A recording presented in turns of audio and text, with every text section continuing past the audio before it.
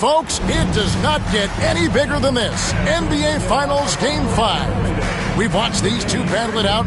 Now 2 games apiece, essentially a 3-game series, 2 of the next 3 to win the World Championship. 2K Sports presents the playoffs of the NBA. Kevin Harlan here with Greg Anthony and Clark Kellogg, and our sideline reporter is David Aldridge.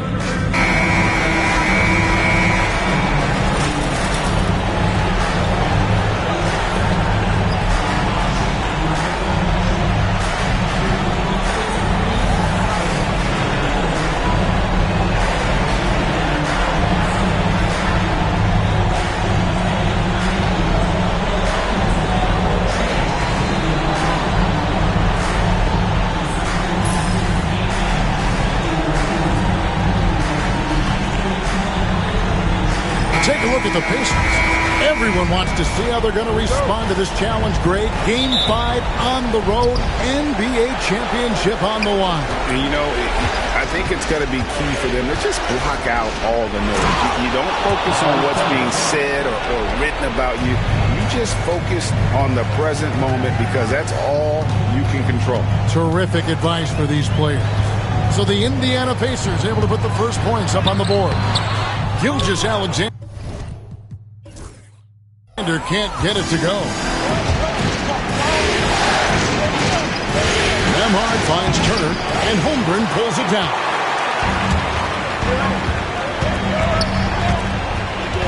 Here's Gilgeous-Alexander, and it's good for 2.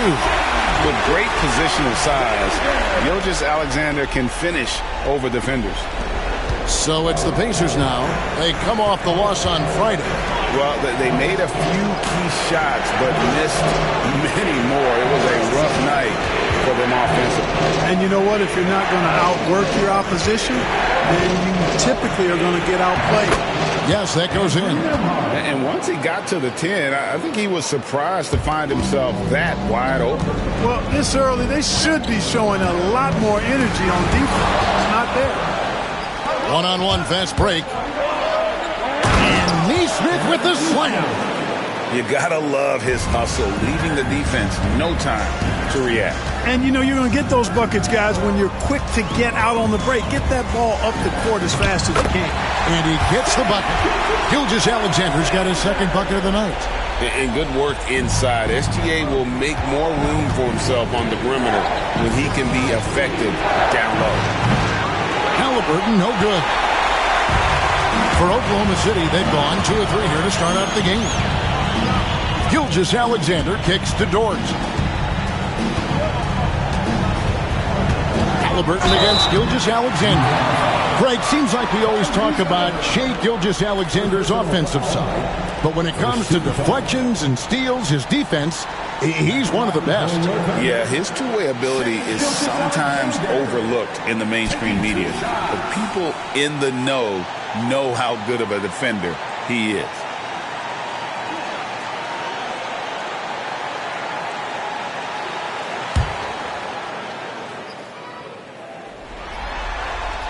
No good on the free throw. Mark, these Indiana Pacers play at one of the quickest paces of any team in the NBA. Yeah, I love the fact that it's quite fitting considering the nickname, Indiana Pacers. And they do set the pace. They love to push that rock, and they do it relentlessly. Catching you before your defense can get set. It's a beautiful way to play. Tell you what, though, you got to be in great shape to make it work. Now let's go to David Aldridge, who spoke with Mark Dagnall. David? Talked about the challenge of game planning for Tyrese Halliburton. The coach said we have to stay in front of him. The second he gets a step on us, that's when it's kind of pick your poison with him. If our guys stay in front of him, I think we should be fine. Back to you. Thank you, David. Oh, how about the slam there from Gilgeous-Alexander? He loves getting that type of positioning down low. Just over 2.5 minutes played here so far in the first quarter. Halliburton looking around. Pass to Turner. To the middle. A nice shot by Neesmith. Really good to see Turner find the open man, proving once again he's a team-first guy. And Mark Daigneault calls timeout here. Wants to regroup and go over the strategy. Thunder trailing by 4. Outside, Gilgeous-Alexander. Makes it off the glass. Gilgeous-Alexander's got 8 points. And they've scored several times already here in the first quarter on the inside. Pass to Nesmith. Hits the three-point bomb. And he likes to get in a rhythm early. Nice triple. For Oklahoma City, they've gotten 4 of 6 field goal attempts to drop in the first quarter. Gilgeous-Alexander against Halliburton. Gilgeous-Alexander, good. Yeah, going hard to the rack, making a statement here early on. Yeah, that's how he rolls. I mean, intimidate the opponent right now. Now, here's Halliburton. Still yet to score. Now, Gilgeous-Alexander.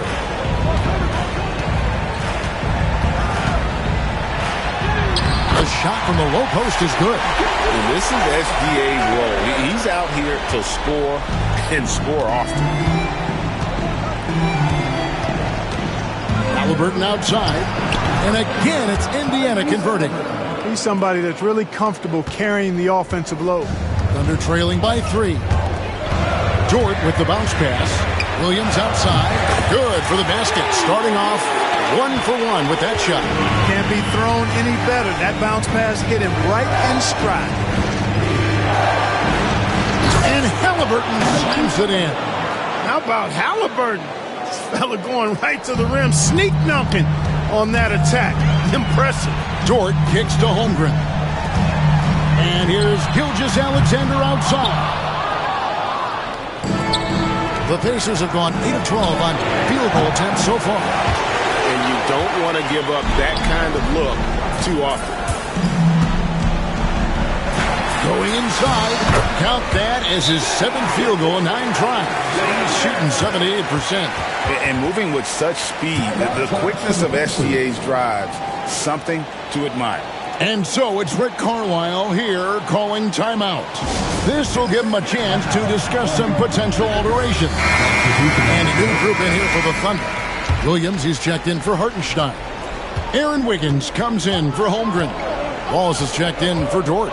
And it's Alex Caruso in for Gilgeous-Alexander. It's an entirely new group in now for Indiana. Obi Toppin's checked in for Turner. Benedict Mathurin comes in for Aaron Nesmith. Shepard's checked in for Andrew Nembhard. And it's T.J. McConnell in for Halliburton. Williams for 3.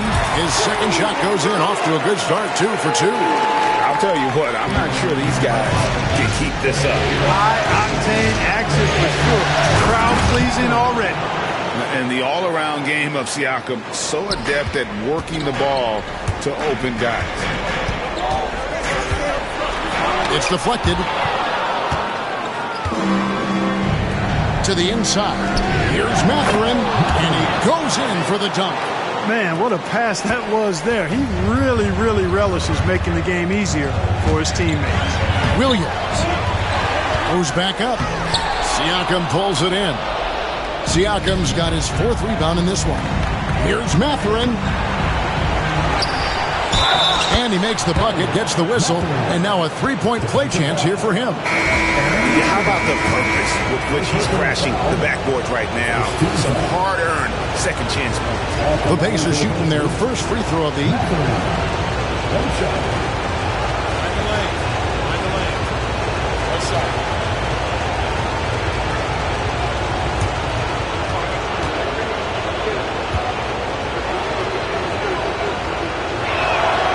Free throw good, Mathurin.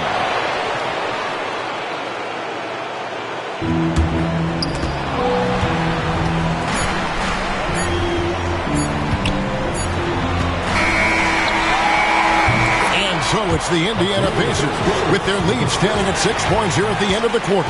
They've dictated the pace, pushed the ball at every chance, and it's paying off for them. Right back after this break.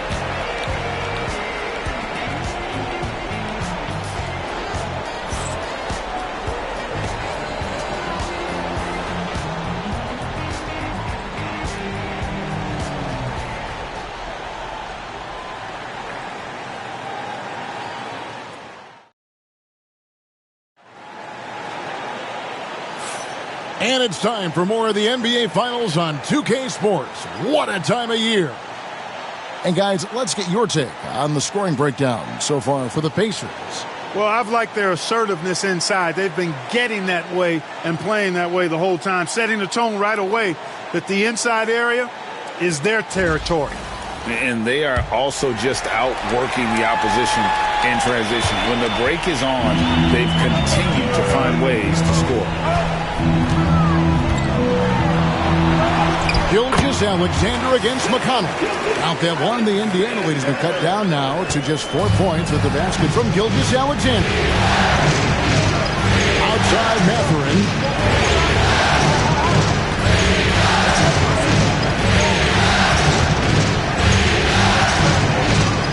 Pass to Walker. Shot clock at 5. McConnell in the corner. Drills the three-pointer. McConnell's got the lead up to 7 now for the Pacers. No way Halliburton was going to sleep on that one. I mean, he's too good at reading the defense. Gilgeous-Alexander kicks to Williams. Wiggins dishes to Williams. And it's Gilgeous-Alexander in the corner. Wallace outside. Over Halliburton. That's good from Wallace on the assist from Gilgeous-Alexander. Wallace has got his first bucket of the night. Pacers leading by 5. And now the latest from our reporter, David Alden. Kevin, the Thunder take it one step at a time. All-star Shai Gilgeous-Alexander says, I think we all stay in the moment. That's why we've been able to get better. Attack the day, the program in front of us. We all have the right intentions and want to win at the end of the day. Kevin? Of that attitude growing by leaps and bounds. Thank you, David. The Thunder shooting an impressive 65%, having their way with this defense. Mark, when you think of siblings who have played in the NBA, the Lopez brothers, and now the Toppin brothers come to mind. Can only imagine how cool a feeling that is to be able to play in the NBA with your brothers. It's a dream come true for anybody to get to the highest level of pro basketball. And then to have a couple of players from the same family doing it together? Come on, man. Doesn't get any better than that. That's in, and the Pacer lead is cut to just 5 points on the basket from Gilgeous-Alexander. Halliburton outside. Off target from outside. And it's Wiggins with the ball for the Thunder. And out of bounds as the Pacers gain possession. A different look for Oklahoma City. Hartenstein's checked in for Williams. And it's Dort in for Wallace. Then for the Pacers, Turner comes in for Walker. And Andrew Nembhard's subbed in for T.J. McConnell. Now, here is Halliburton. He has 6. Gets it to go from beyond the arc. Halliburton's got 9. I think because Halliburton can knock down that 3 with regularity, you got to defend him closely at all times. Gilgeous-Alexander with it. Picked up by Turner. Gilgeous-Alexander can't get it to go. Here's Nembhard, defended by Dort. Nembhard, the pass to Turner. And it's Turner finishing it off. Oh, you can't let Turner get that deep inside. When you do, he's going to abuse you with a throwdown right on top of your head. Here's Gilgeous-Alexander. 2 points. That one goes. Gilgeous-Alexander's got 22. I love the spirit he's shown tonight, particularly on the offensive end. Boy, I tell you what, the hole would be a lot deeper if he wasn't being as efficient as he's been so far. Here's Halliburton. After the made shot from Shai Gilgeous-Alexander. Thunder trailing by 8.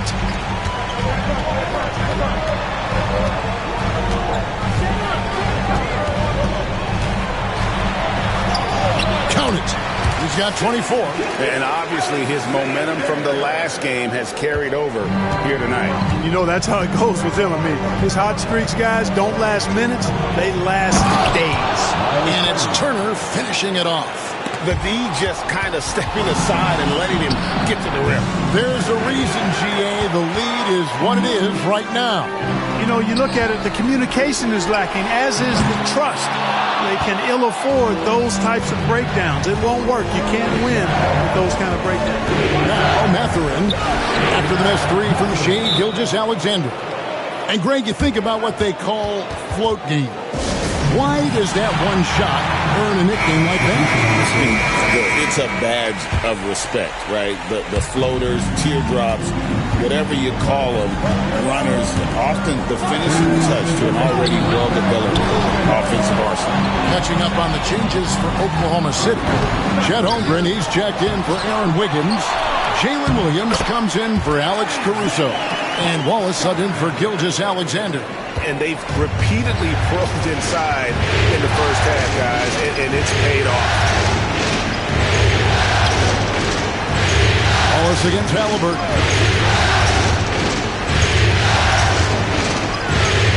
1:31 left in the first half of the game. Jacks up a three. Rebound by Williams. I'm not sure why he keeps trying his luck from deep here. It's just not his night. And with that shot, the Indiana leads cut down to 6 and the bucket from Hartenstein. Cashing in on the interior, making it look all too easy. Siakam the bounce back. Halliburton against Wallace. Nemhard with it. Takes the three. Rebound by Williams. Outside, Dort. Pass to Hartenstein. And it goes out of bounds. That one off Turner. Benedict Mathurin, he's checked in for Halliburton. Number 00, Benedict Mathurin.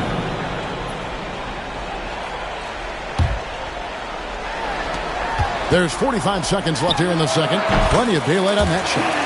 Holmgren's got his first 2 points of the night. Boy, you can see the connection these guys have. They ran the play well. The defense had no idea how to deal with it. Nemhard with it, and it's Wallace picking him. And the Pacers can't get it to go. And they had some botched coverage that turned into no coverage. And out of bounds as the Pacers gain possession. Boy, that looked like a failure to communicate. You hate unforced errors.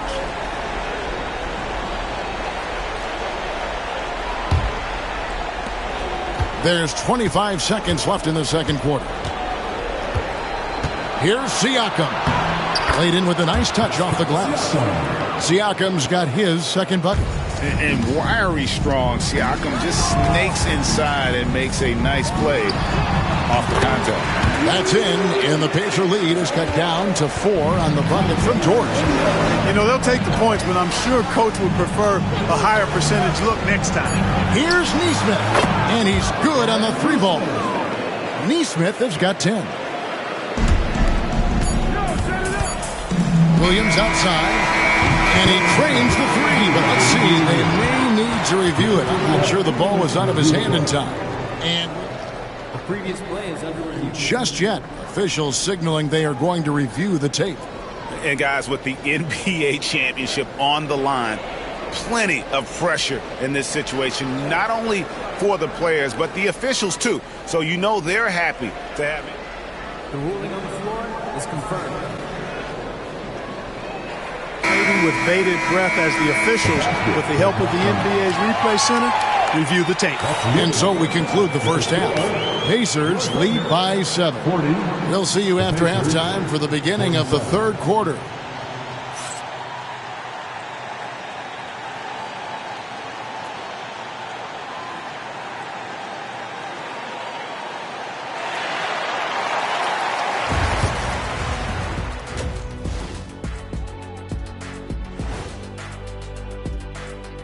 Hello, everybody. We're halfway through Game 5, and things are looking good for the Indiana Pacers.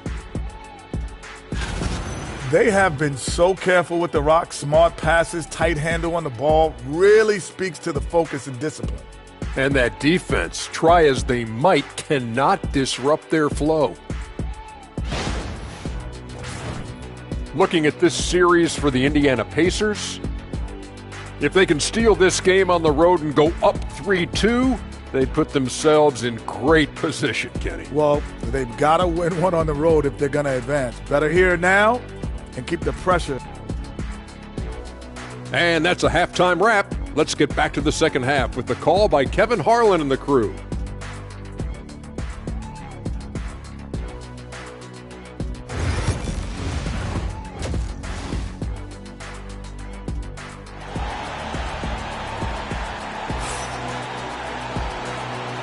So glad to have you with us here as we bring you more action from courtside at Game 5.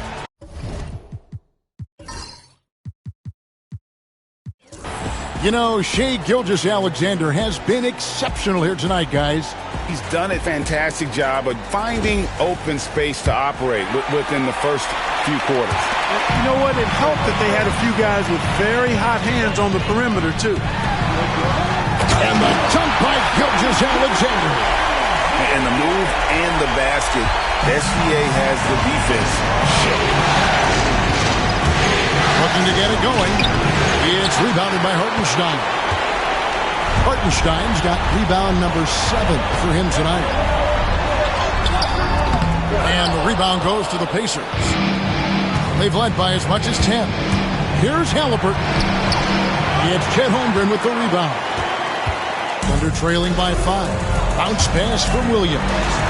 And that one is good from Hartenstein.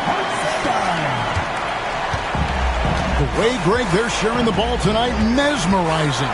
Everyone's getting to touch it, and everyone contributing. And a wide open look for Halliburton. Buries the long-range jumper. Halliburton's got 12.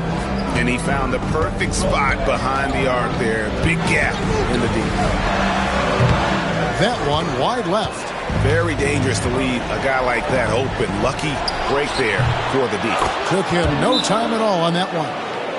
14 points for Tyrese Halliburton. Halliburton's future is bright, and that's got so many folks excited because he can really play and fill it up. For Oklahoma City, they've gone 2 of 4 here to start the second half.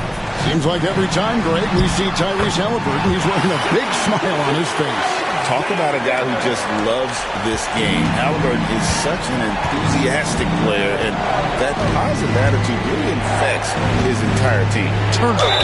And oh boy, a lot of contact there, but he gets the call and will shoot 2. Last season, Miles Turner became the Pacers' all-time leader in block shots. That's a pretty impressive feat when you consider some of the Pacers who played there historically. Jermaine O'Neal, Rick Smith, Roy Hibbert. Come on now. Great work by Miles Turner. So we need to give him his flowers now, and I think he's going to continue to add to that shot block total. And, you know, because Turner is such a good free throw shooter for his position, defenses really can't send him to the line too often. He'll make them pay. That one falls, so he hits both of them. Third quarter of play with just over a minute and a half gone by. Here's Gilgeous-Alexander, and the layup falls.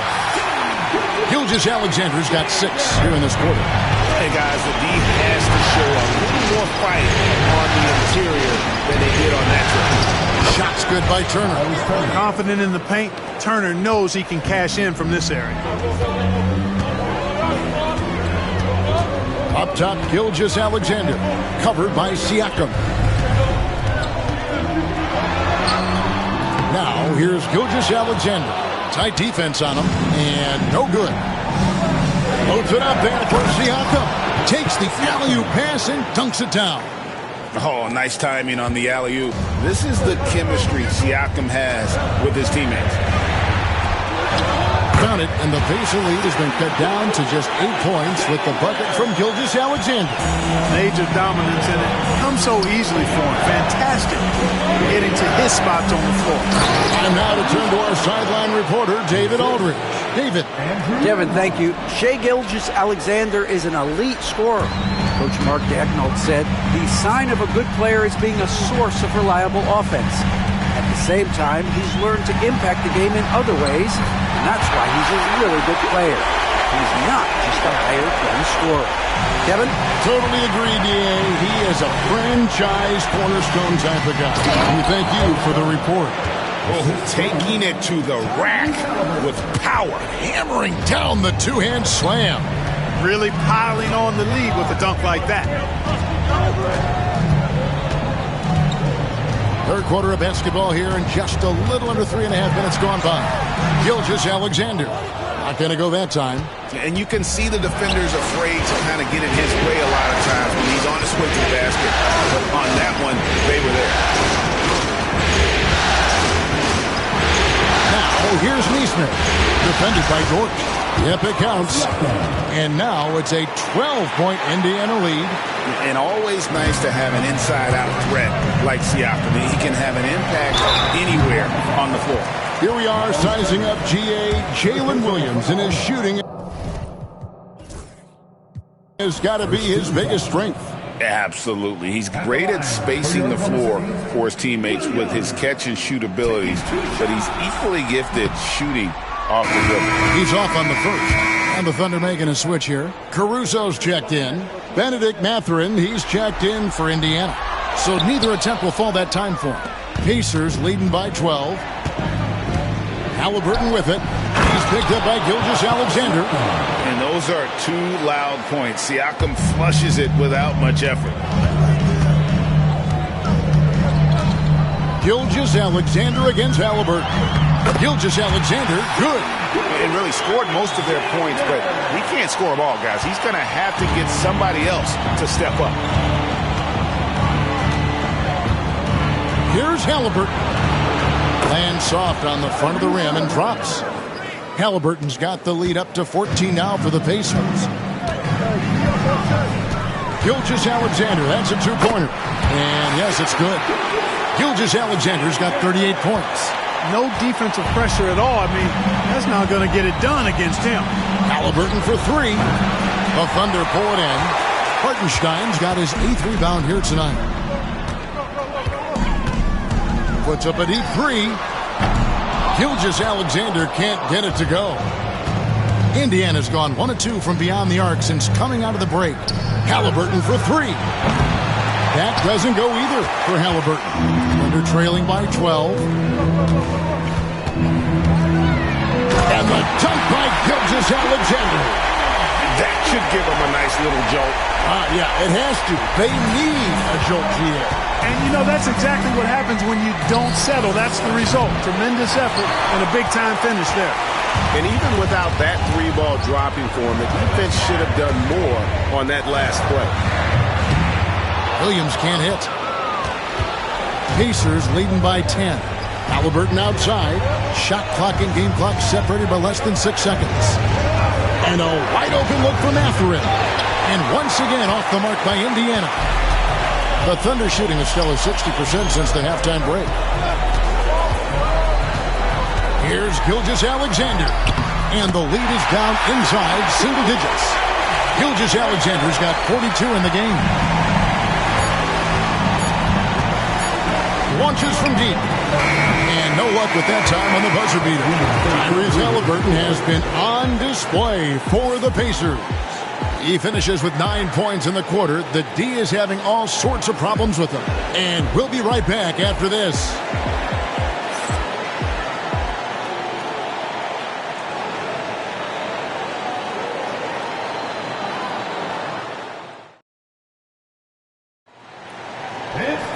Fourth quarter of action is upon us. Thanks as always for joining us.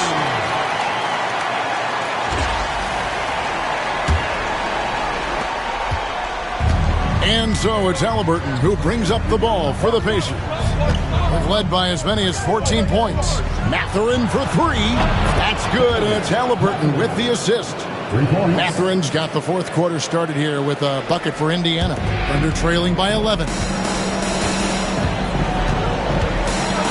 And here is Gilgeous-Alexander over McConnell. And it falls over the rim and in.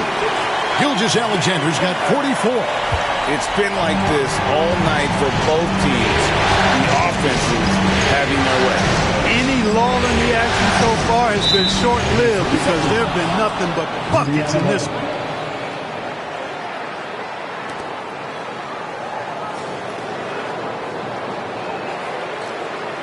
And let's take a moment, guys, to get your take on the scoring so far for the Pacers. Well, you know, they've been tremendous, I think, when it comes to sharing the basketball. You know, getting guys involved on the plays and creating offensive opportunities for everybody. Equal opportunity offense is fun to watch. And also, the mid-range game has been working as well. They kept that as a big part of their game plan, and boy, are they being rewarded for it. Here's Toppin. And the rebound goes to the Thunder. Well, the defense got lucky there with him missing it, but they don't want to chance that again. Alexander kicks to Wiggins. He's feeling it. Toppin pulls it in. Pacers leading by 10. There's McConnell. Can't get it to fall. And here are the Thunder now. Here's Gilgeous-Alexander. And he banks in the layup. Gilgeous-Alexander's got 46 points. That's a nice play there. Not going to miss many from there. McConnell passes to Mathurin. Top of a screen on Caruso. Ball's knocked loose and taken away by Wallace. And the Thunder pushing it up now. And that one's good, Caruso.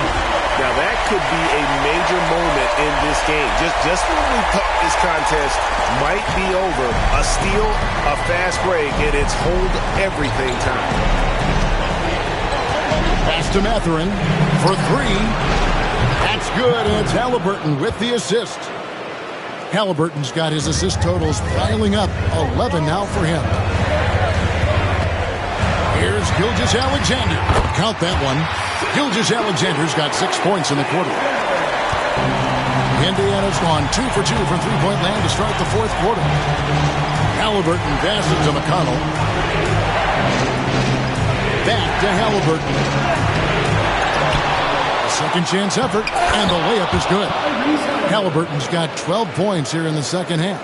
Like the way Halliburton continues to take more responsibility on the offensive end. His game warrants that he does that.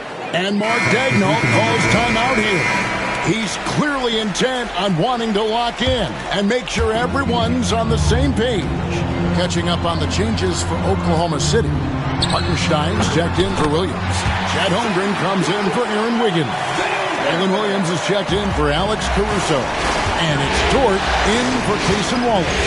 And now we've got some time to check in from the sideline. You got for us, DA? Thanks, guys. I was able to hear Mark Daigneault talking to his team during the break. Now he's encouraging them to keep attacking in the paint. He said, when we get inside, we score. Simple as that. Keep attacking and don't settle for anything. It's not. And another one falls. Amazing. And he's on a tear offensively, lighting up the scoreboard with a burst. And how about this? He now holds the team's single-game record for postseason scoring. And he's been a force on the glass all game long. Yeah, I love the way he's fighting through box outs, using his elbow. I mean, he's doing whatever it takes. From the high post, again, Oklahoma City. Always producing results. Gilgeous-Alexander has proven to be such a reliable scorer. Bounce pass, Halliburton. Here's Turner. It's Chet Holmgren with the rebound. And here are the Thunder now. They're on a 14-6 run. Outside, Gilgeous-Alexander. Williams for three. Drains it from beyond the arc. Williams has got the game tied up here for the Thunder. He's so clutch. When the pressure is at its highest, that's when he's at his very best. Some nice passing here by Indiana. Pass to Neesmith. And once again off the mark by Indiana. Well, Thunder have gone on a tear here in the fourth. They're 8 of 9 on field goal attempts in the quarter. Now, here's Holmgren. And the dunk by Holmgren. Unflappable. I mean, no moment is too big for Holmgren. They needed that basket. And so it's Rick Carlisle here calling timeout. Wants to make sure everybody's coordinated and intent.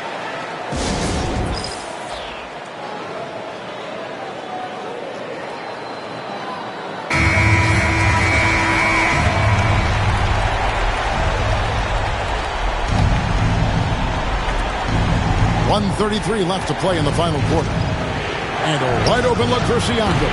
And it's off from three-point range. And here's Williams now. He'll bring it up for the Oklahoma City Thunder. The lead is 2. Halliburton outside. Nembhard the pass to Nesmith. Turner with it. Looking to end the run. And it's slammed in by Turner. Turner stepping up big, showing you some composure and leadership there. Here's Gilgeous-Alexander. And the dunk by Gilgeous-Alexander. And what a shot from Gilgeous-Alexander. This guy isn't afraid of the moments. Wow. Siakam against Holmgren. And it's the Thunder with the ball. A 2-point game. Hartenstein finds Gilgeous-Alexander. Another bucket. Wow. And he now owns 3rd place for most points in a playoff game. An incredible game, no doubt. Nothing can slow him down. And now only Elgin Baylor and Michael Jordan ahead of him. How much further can he go? It's good! And he has brought them to within 2 points. And you can't get a bigger bucket than that. Well, that was 1-2. He wanted the ball. Nobody else was taking that shot. Gilgeous-Alexander passes to Williams. And stolen by Siakam. Can't afford any wasted possessions down the stretch. It's not over yet. Halliburton, one of those young guys that you want with the rock in his hand at crunch time. He always seems to deliver. And Mark Daigneault calls timeout here. Pivotal moment in this game. He's not taking any chances. He'll call time.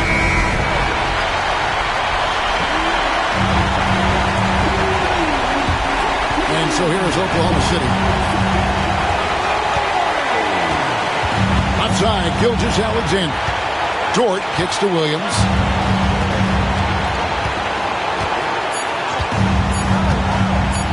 That will count. Oh, he got it! Nice call. He beats the buzzer! Count it up. Oh, big time shot! How about that? Woo.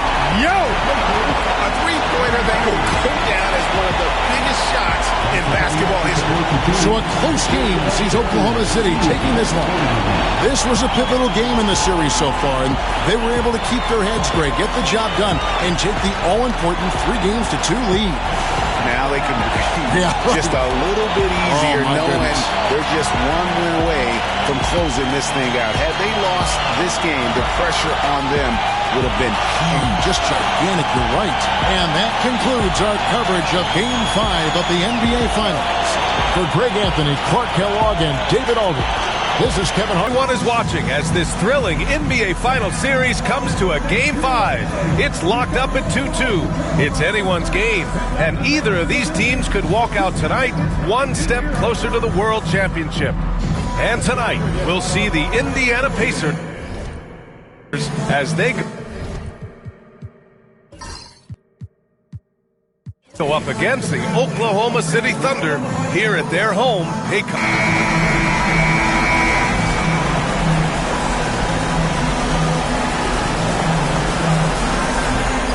Look at Indiana, facing, in essence, a best-of-3 series. Only 2 chances to steal one on the road. So true, and this is their best chance here. I mean, when it comes down to a Game 7, that would be a very hard environment to win in. There is an imagination, a creativity. This guy's passing drives the offense. Halliburton against Gilgeous-Alexander. A nice shot by Halliburton. We call that tough points from a tough guy, young Tyrese Halliburton. And so it's Gilgeous-Alexander with it. He brings it up for the Oklahoma City Thunder. Going inside, it's good. Only a few seconds into the shot clock. Sometimes it's simple. Put the ball in the hands of your scorers and let them do what they do best. Here's Halliburton. Dort grabs the miss. And that closeout certainly made a difference. Well, no question, he altered that shot, and most of the time, that's just as good as blocking it. No good from outside.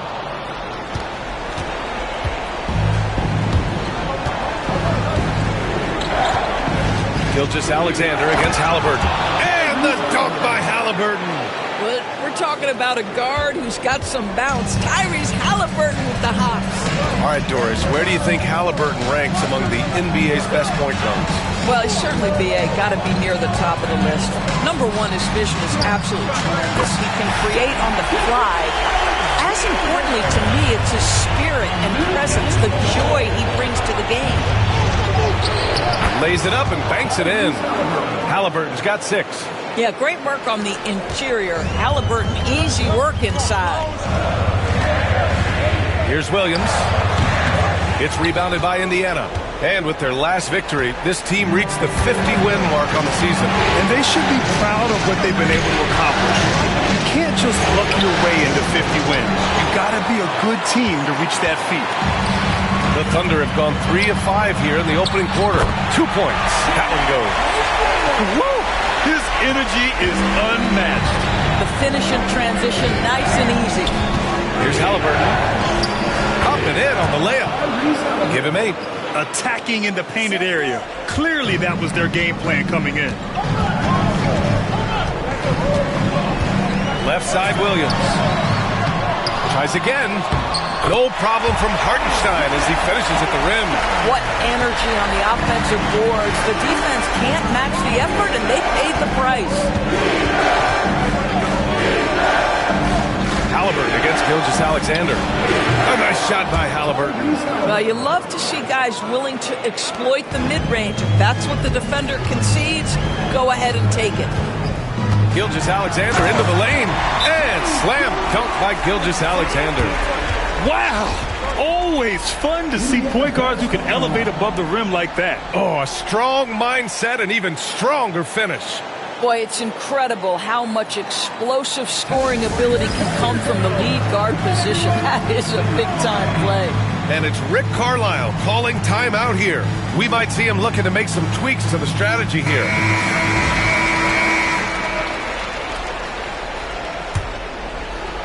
And we're about 3 minutes into this first quarter. All right, let's get a report from Allie. A bit ago, Mark Dagnall and I were able to chat. I asked him if there was a plan in place to slow down Halliburton. And Coach joked, hey, if a plan existed, somebody smarter than me would have come up with it.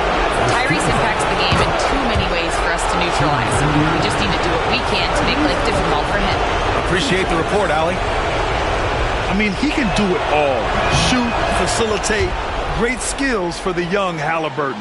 One thing about the Pacers, Doris, they can flat out score the basketball.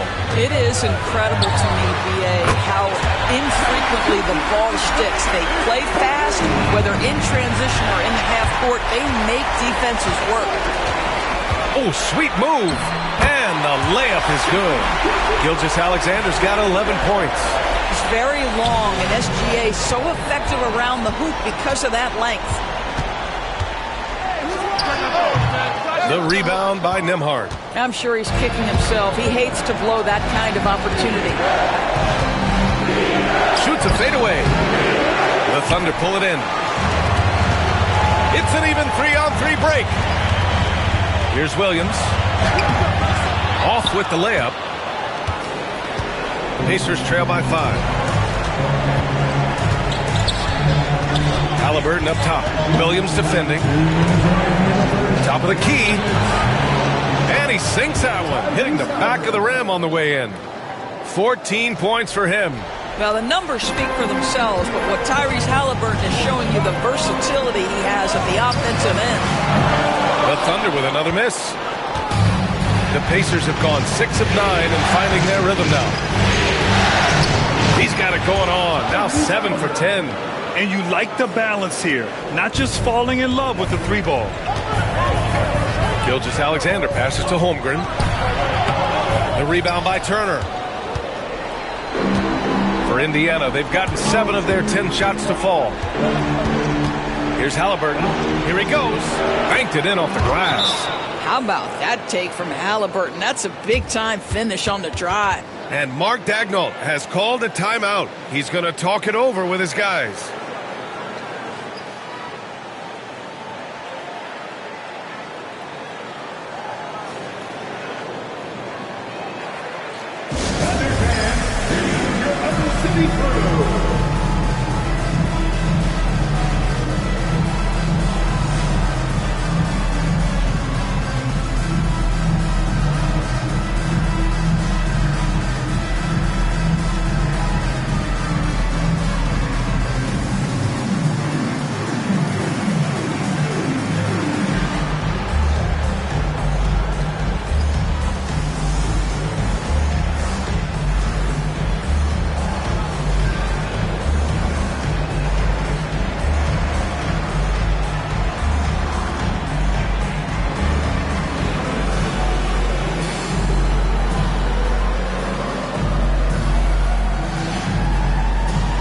So Oklahoma City going with almost an entire new group here.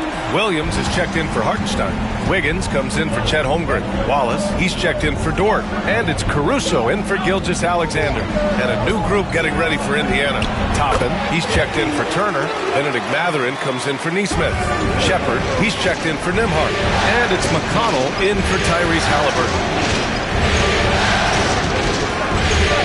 Here's Shepard. To the wing on the left. And here's Toppin from the arc. Missed it. Now 0 for 1 on this game. Let's see if they want to go 2 for 1 here, Grant. Hey, looking at the clock, I'd say yes. Wallace misses. You will not see this guy miss many of those. He's one of the keys to their floor spacing. And it's Shepard missing. I think this is a spot he has got to become more consistent from if you want to command the defender's respect. Wiggins, no good. The Pacers have got 8 of 13 attempts to go. And that one's good. Excellent movement on the play. The pass on time and on point. Oklahoma City trailing. Now here's Wallace.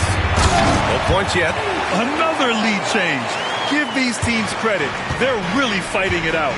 Neither team willing to give an inch, and neither able to seize the momentum. This has been a fascinating one to watch.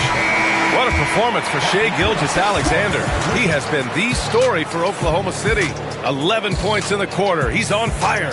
More NBA on 2K Sports right after this.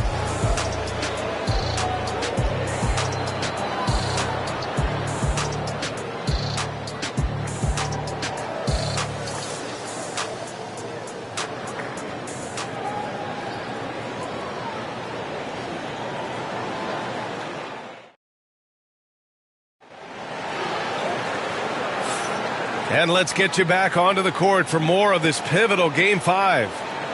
And a moment to check out the scoring breakdown for the Thunder. They've done a great job establishing an inside presence. Now that'll open up more options offensively throughout the remainder of the game. The other thing they're doing is making plays off the bounce. And boy, once they get a step, they're getting all the way. Already 5 lead changes here. Speaks to how evenly matched these teams have been thus far. Of course, not only is the Thunder roster full of young talent, they also have a ridiculous amount of draft capital. BA, you've got to give a ton of credit to the front office. They've got multiple options going forward. Continue to draft and develop their talent, or perhaps use those picks to trade for a superstar you believe fits. Great body control allows Mathurin to finish through contact. And so it's Gilgeous-Alexander with it. He brings it up for Oklahoma City. They trail by 1. And there's Caruso. That one's good on the assist by Gilgeous-Alexander. They're punishing those late defensive rotations, getting good looks inside throughout the half. And we'll have a timeout here called by Rick Carlisle. Coach wants to speak to his guys, maybe alter some of the game plan.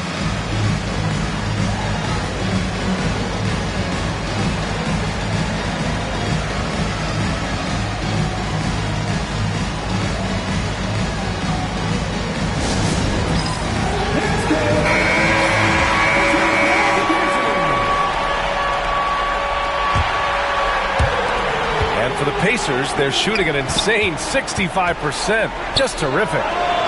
Ooh, got that one up quick. Halliburton's got 22 points. Well, it's certainly been a roller coaster ride. You do me one, I'll do you one better. It feels like we have a lead change every few possessions. We are talking about a 6'6" point guard. Shai has got a great view of the floor. What an easy pass. Fades back. Halliburton, no good. Thunder with a lead. To the left wing. Here's Wallace. No good on the triple. For Indiana, they've got 3 of 4 field goals in the second quarter. Let's go now to the sideline and catch up with Allie LaForce. Ryan, the Pacers love to push it up. Tyrese Halliburton said, it's our biggest strength. Teams don't want to run with us. They know when you play us, have your track twos ready. Especially if you're coming off of a back-to-back or you have a packed schedule. You do not want to see us. Ryan, they have their identity. No doubt about that, and it starts with him. Here's Halliburton. Oh, Halliburton! Send it home! Woo! When you finish like that, you deserve to brag. Impressive, no question. How about that from your point guard, gentlemen? Playing big at the rim. Looking at lineups around the league, Grant, seems like they're becoming more positionless than ever before. Yeah, you're spot on, BA. To the point where some people feel all-star voting shouldn't be by position anymore. It should be by merit. Doing more work in the painted area, he has really excelled inside. Wallace outside. That one's good. And so Gilgeous-Alexander with the assist. Gilgeous-Alexander's got 4 assists now tonight. Here's Halliburton, and there's the drive. What a take from Halliburton! What a great shooting performance. His percentage is outstanding. Oklahoma City has gone 3 of 4 from outside so far in the second quarter. Here's Wallace. From outside, off the mark. For Indiana, they've gone 7 for 8 now in the second quarter. Halliburton. Oh, the sweet touch inside by Halliburton. This first half has been all him. He's getting to his spots and going to work. Williams up top to the middle. Wallace misses. Well, OKC has a great track record with their draft picks, and it seems like they got another one in Cason Wallace. Wallace was the 10th pick in 2023. He's going to give you great physical pressure defense on the perimeter, and then he's going to play to his strength offensively. OKC rarely misses with their draft picks, and they didn't on this guy. And we've got a timeout called by Mark Daigneault. He wants a few moments to regroup with his players.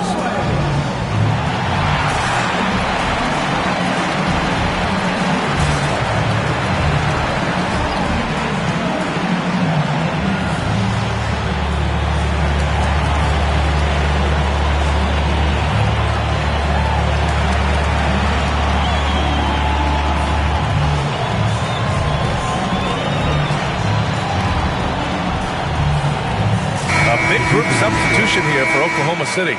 Hartenstein, he's checked in for Williams. Holmgren comes in for Wiggins. Williams is checked in for Caruso. And it's Lou Dort in for Wallace. And a new group getting ready for Indiana. Miles Turner, he's checked in for Toppin. Siakam comes in for Walker. Neesmith, he's checked in for Halliburton. And it's Nembhard in for McConnell. Yeah, it's just too easy for Holmgren. Man, is he fun to watch operate off the catch. Neesmith with it, working on Williams. Goes up from the top of the key. The Thunder with the rebound.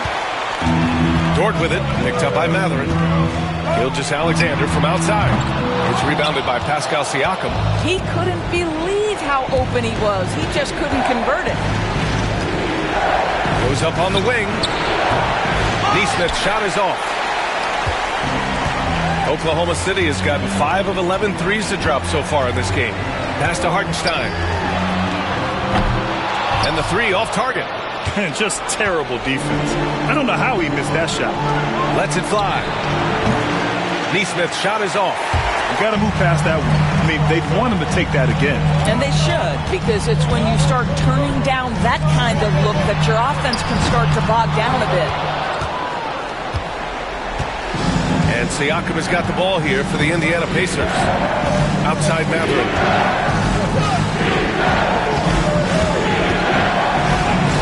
And that one makes him 2 for 2. He's in his rhythm. Well, composure under pressure. Mathurin may be young, but he is confident. Williams on the wing. Back to Gilgeous-Alexander.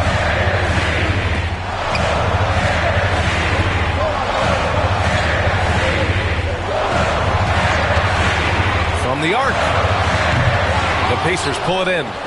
Turner's got 4 rebounds now. 20 feet out. And it's Indiana scoring again. He's got that guard quickness. Mathurin showing off his catch and shoot ability. 5-second differential between the shot clock and game clock.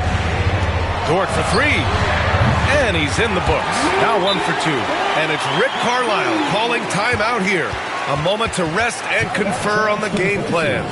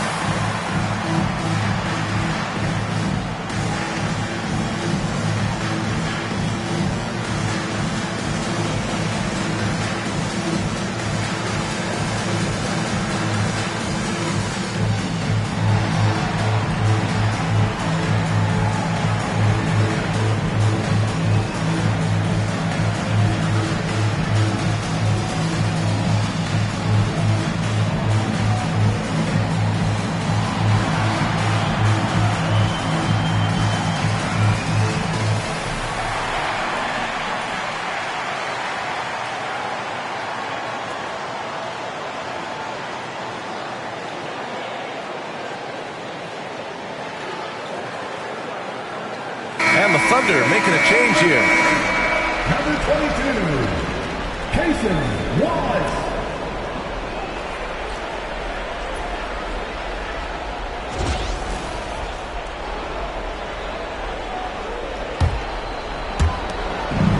Seconds left to play in the second quarter.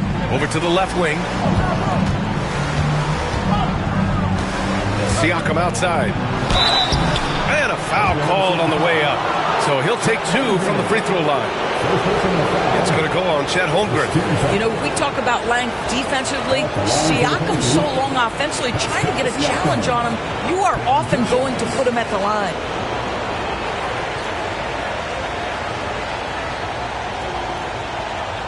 Shoot 2.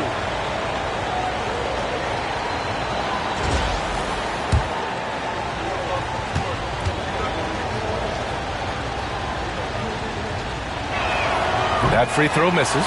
I think the value of Pascal Siakam is the skill set on both ends of the floor. He can play multiple positions either end, and he can lift his team in any number of ways. Now Dort from deep. Holmgren. It's not going to go for him. Tyrese Halliburton getting it done for the Indiana Pacers. He was dominant this quarter, scoring in bunches. More 2K action in just a moment.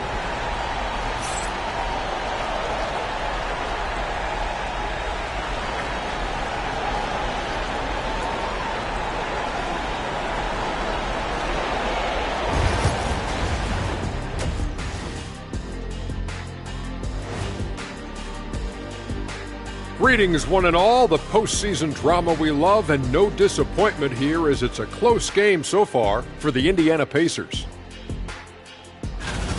I know my partner here appreciates the brute force, especially on the glass, right, Shaq? And they're in a good spot because of it. They've shown great toughness, and they've been very quick to the ball. Looking at this series, and that'll do it for us. Thanks for stopping by. We'll head back.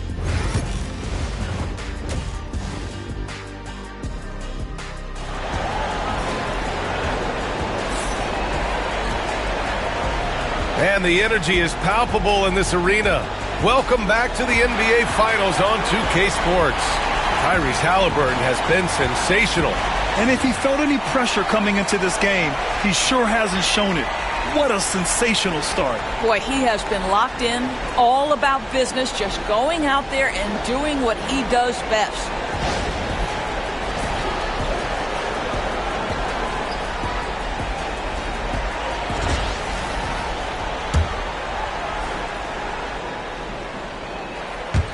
Indiana leading. Well, the Thunder will be building a new arena, Doris, right across the street from their current home. Well, how exciting that the downtown arena is set to open in the 29-30 season with a 25-year lease.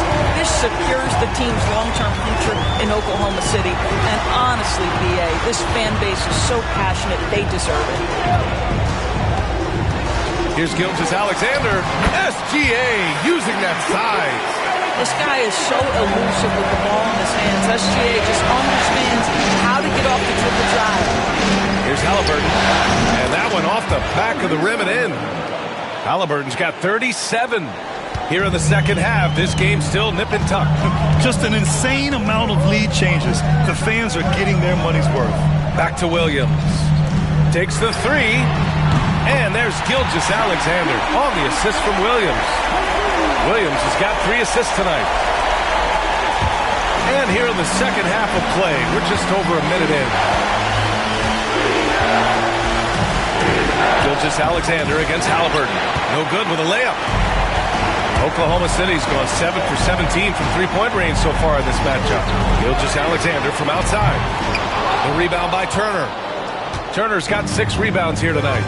A chance here to catch up with Allie from the sideline. Brian Miles Turner, the 11th pick by the Pacers in 2015 for much of his career with the team. He's endured the trade rumors. He said, I've still got PTSD from that, but I wanted to be here in Indy. And last season, a renegotiation of his contract, giving him an extension and a raise. Brian, he is locked in as their starting center. Yeah, it would appear so, Allie. Thank you. And the dunk by Halliburton. Woo-wee! What a big finish out of the backcourt. That might be exactly what they needed at this point of the game. Boy, as tight as this one is, that's a statement play saying, hey, listen, we're not here to back down from you guys. Gilgeous-Alexander from outside. A big triple. Gilgeous-Alexander. Boy, the rise and fire off the bounce by Gilgeous-Alexander. With that length and release, boy, good luck guarding. Oh, connects again. And what a night he's had. That score now ties him for the single-game playoff high for his team. He's been nothing short of amazing tonight. A legendary playoff performance for him. Boy, the length of SGA. Get off your feet, young fella. And we'll have a timeout here called by Rick Carlisle. I think right now he must be looking at some adjustments.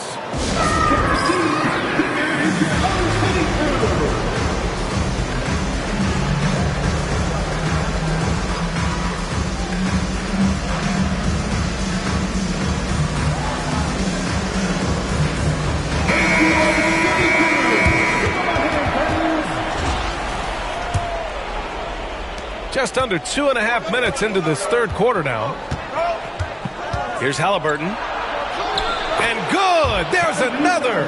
He's on a tear offensively, lighting up the scoreboard with a purpose. And how about this? He now holds the team's single-game record for postseason scoring. Pacers trail by 3. You know, Doris, the last few years, Siakam has gotten back to attacking the rim like he once did. To me, BA, that's where he's at his best. He's got such length and creativity. You don't want to have to step in his path as a defender. Listen, he knows he's got to shoot the 3, but go to your first strength. For Indiana, they've gone 4 of 8 in the third. Here's Halliburton. Misses off the right iron. Oklahoma City leading by 5. Here's Williams. Soft touch off the glass. Williams has got his second basket of the night. And he is stronger than he looks, trust me. I mean, Williams has the bulk to win those tough battles inside. Oh, Halliburton with the tough floater. He's bringing a lot of energy to this offense, not letting the scoreboard discourage him right now. And to me, he's just playing smart, efficient basketball, really helping his team hang around this one. Oh, excellent way to pad the lead. Yeah, especially when it's your one throwing it down like that. That's got to be a little bit deflating to the defense, guys. Getting kicked when you're down. My goodness. Halliburton, good. In a tight game, they wanted to make sure of that possession. And so it's Gilgeous-Alexander with it. He brings it up for the Oklahoma City Thunder. It's a 5-point game. Down low. Here's Hartenstein. Oh, he took the contact and tried to throw it down over the top. Instead, he'll shoot free throws. And that's a solid play. Make him earn his points at the free throw line. And let's take a moment to get your take, guys, on the scoring so far for the Thunder. Well, you love their unselfish play. Keeping that ball moving, good shot to great. That's winning basketball. I think the other thing we're seeing tonight is the floor spacing of this team. Boy, they are shooting the cover off the basketball all game. Caruso, he's checked in for Oklahoma City. Outside Matherin. Over Caruso. Dort grabs the miss. Oklahoma City leading by 7. Gilgeous-Alexander on the wing. Off target. That would have pushed the lead to double digits. For Indiana, they've gotten 6 of their first 12 shots to drop in this third. Matherin, the 15-footer is good. Matherin's got 8. And you got to be right up on Matherin, especially when he's roaming around the mid-range. And the Pacers started last season all offense, Grant, but even they knew that would not be sustainable. Yeah, Coach Carlisle prodded them to at least get to average on the defensive end, and there's no question they have the tools to do it. I always love the hard work on the glass. Just great activity. Shots good by Matherin. And Matherin is an impressive scorer, skilled at finding ways to convert around the rim. Outside Gilgeous-Alexander. Caruso finds Gilgeous-Alexander. Here's SGA. He can't get it to go. Pacers trail by 5. From about 16, and Matherin gets it to go on the assist by Toppin. Matherin's got 6 here in the quarter. What a smart pass by Obi Toppin. He does not let that opportunity pass him by. They get it again. And Hartenstein slams it in. And I just love how he's making the effort plays that everyone around him appreciates. It is certainly making an impact tonight. No doubt. On the scoreboard, in the body language of the players, you can tell which team is in complete command.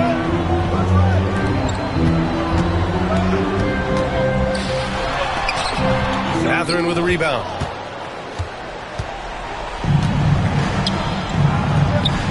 For the tie. He can't hit that time. 1 second left. That shot, no good. What a performance for Shai Gilgeous-Alexander. He has been the story for the Thunder. He made a big impact, scoring 12 points in the quarter. All right, we'll get back to the action after this break.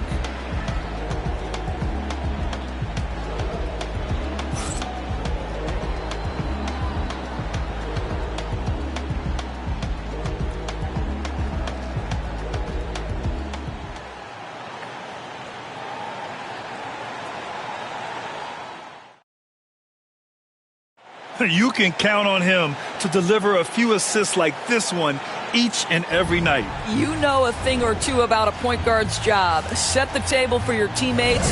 Done there perfectly.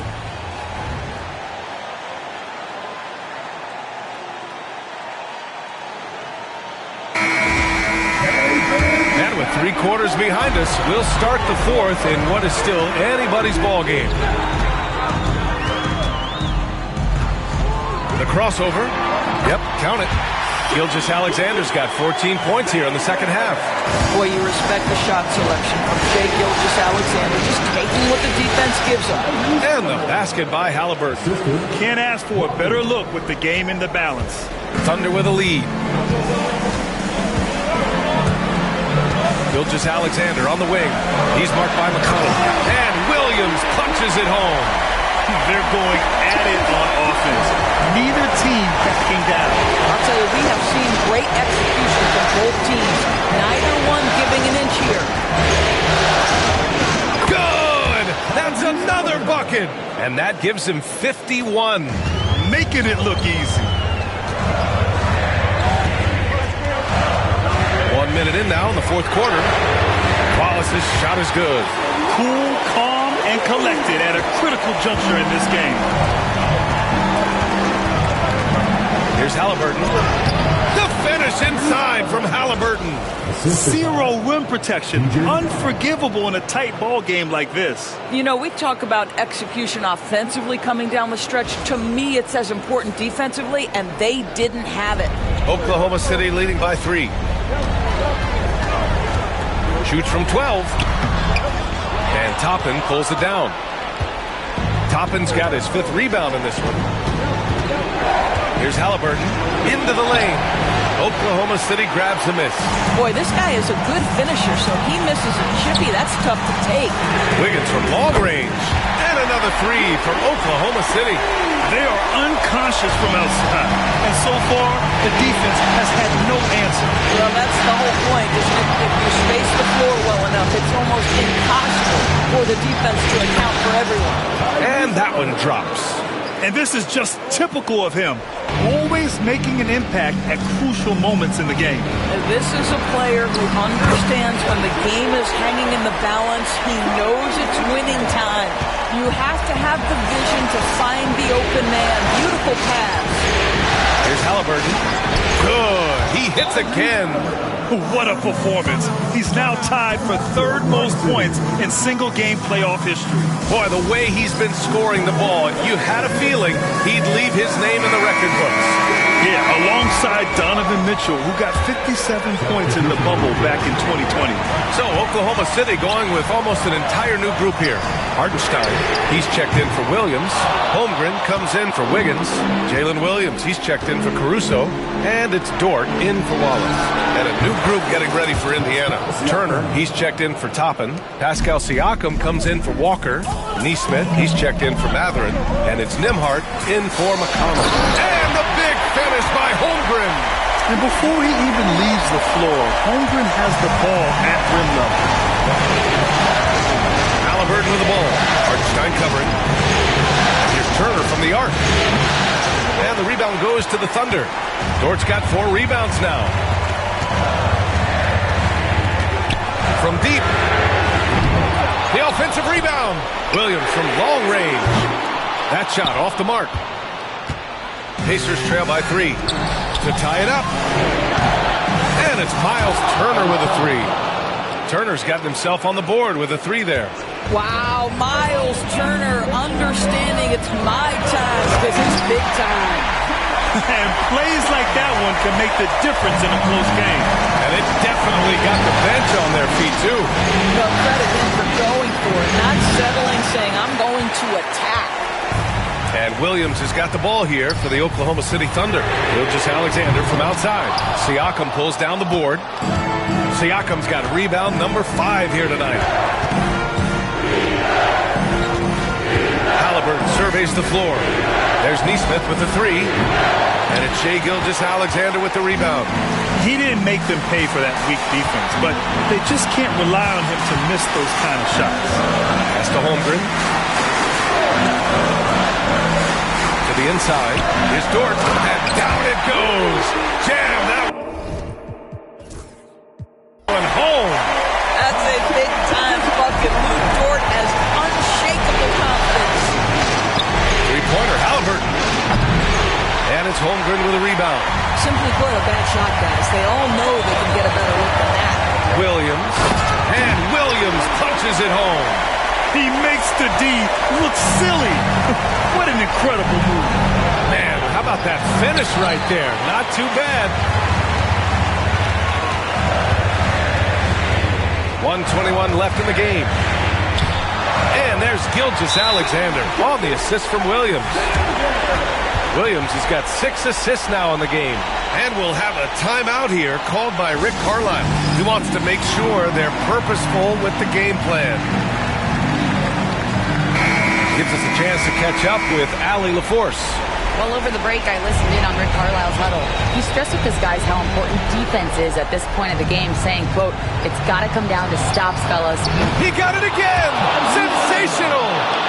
And he now owns 3rd place for most points in a playoff game. Oh, just an incredible game. Nothing can slow him down. Only Elgin Baylor and Michael Jordan ahead of him. I mean, how much further can he go? Are you serious? That is some power from a point guard. Oh, I love backcourt players with some ups. We know versatility is huge in this game. Just a tremendous job finishing that play. Wow. Indiana has gone 4 of 8 from three-point land during the 4th. Nembhard outside. Pass to Halliburton. And it's good! He hits another one. And he's now tied the all-time mark for points in a playoff game. Boy, he's been cooking since the opening tip, and they've been powerless to slow him down. And the great Michael Jordan may stand alone, but not in this category. He's now got some company. And talk about stepping up in a big way. I'll tell you, it takes confidence to pull the trigger in that situation. You love guys who relish the moment. Expect them to take their time this trip down. Yeah, B.A., the clock is theirs to burn. Indiana on offense. They trail by 1. To take the lead. And yes, another basket.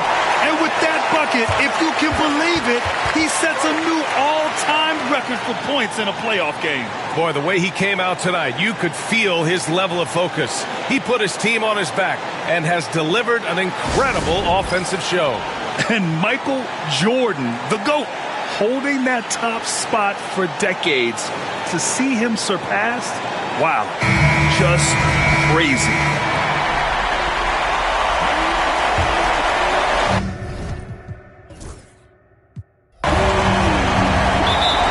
Seconds left to play in the 4th. And Mark Dagnall has called a timeout. And a great call on his part. This is the time you want to be in sync right here. All right, what are the considerations at this late juncture? It's always interesting to see what play a coach has saved for a situation like this. What you want is to create a clean, high-percentage look, if that's at all possible. Holmgren with a screen on Halliburton. Here's Hartenstein. Money! How about the assist coming off the deck? What a pretty bounce pass. And it's Rick Carlisle calling timeout here. Critical moment here. He's not taking any chances. How do you think this is going to play out? They've got just enough time for a catch and shoot, but it needs to be immediate. And so the big win by Oklahoma City in a tight game. And with this win, they've piled on the pressure. They only need one more victory to close the series out. And this was a critical performance. At 2-2, a team season can ride on a Game 5 like this one. They did a terrific job of rising to the moment and taking control of the series. And that concludes our coverage of Game 5 of the NBA Finals. For Doris Burke, Allie LaForce, and Grant Hill, and all of our crew, this is Brian Anderson thanking you for watching this 2K Sports presentation of the NBA. And let's leave you with our player of the game, Shai Gilgeous-Alexander.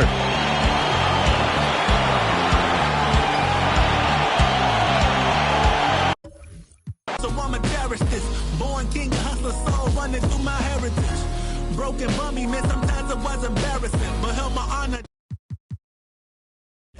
That's why you only believe half of what these tell you. I knew my drive had to be stronger.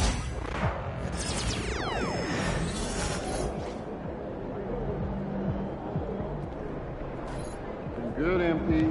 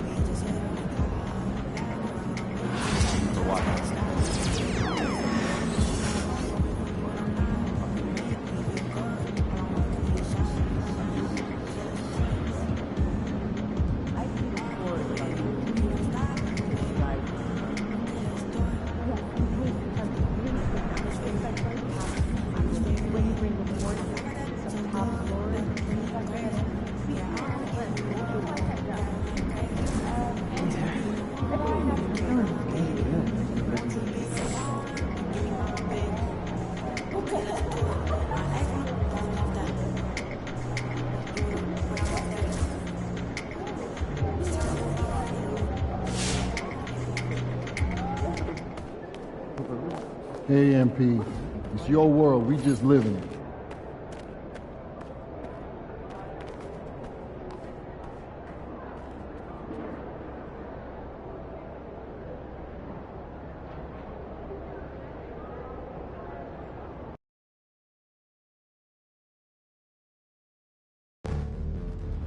Attention all Heat fans out there.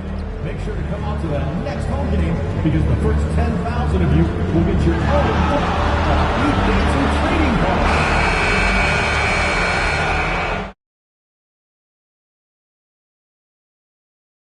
You feel the energy. These guys are ready to go. Welcome, everyone, to Noche NBA. A Latin theme is the backdrop to tonight's festivities. Alongside Greg Anthony and Stan Van Gundy, this is Kevin Hart. So, Greg, with the season winding down, a lot of what-ifs for the team. What about players? Do they experience that as well? You can't help but wonder what could have been if your team struggled, Kevin. Players are just like fans in that regard. And now the opening lineup for Boston. Tatum and Horford man the post positions. White is out there at prime time, and it's Walsh in at the three, the small forward. And here's Tatum for three. Bangs on the trifecta.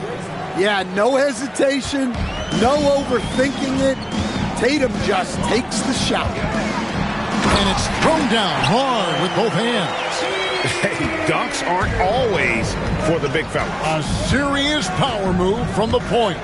Well, in this league, you can see powerful plays from anyone and anywhere. Your position no longer dictates your scoring options. Well, with his skill and confidence with the ball, if you put him in position, he'll reward you. Driving the lane. Oh, and there's the one-handed jam. Well, there he is showing off his speed. Hero cuts to find the basket.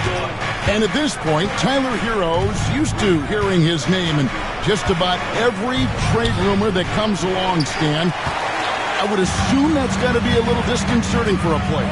It probably is, Kevin, but give him a lot of credit. It never seems to bother him, at least in terms of affecting his play on the floor. He still puts up big numbers. He plays with great confidence. Tyler Herro's an outstanding offensive player.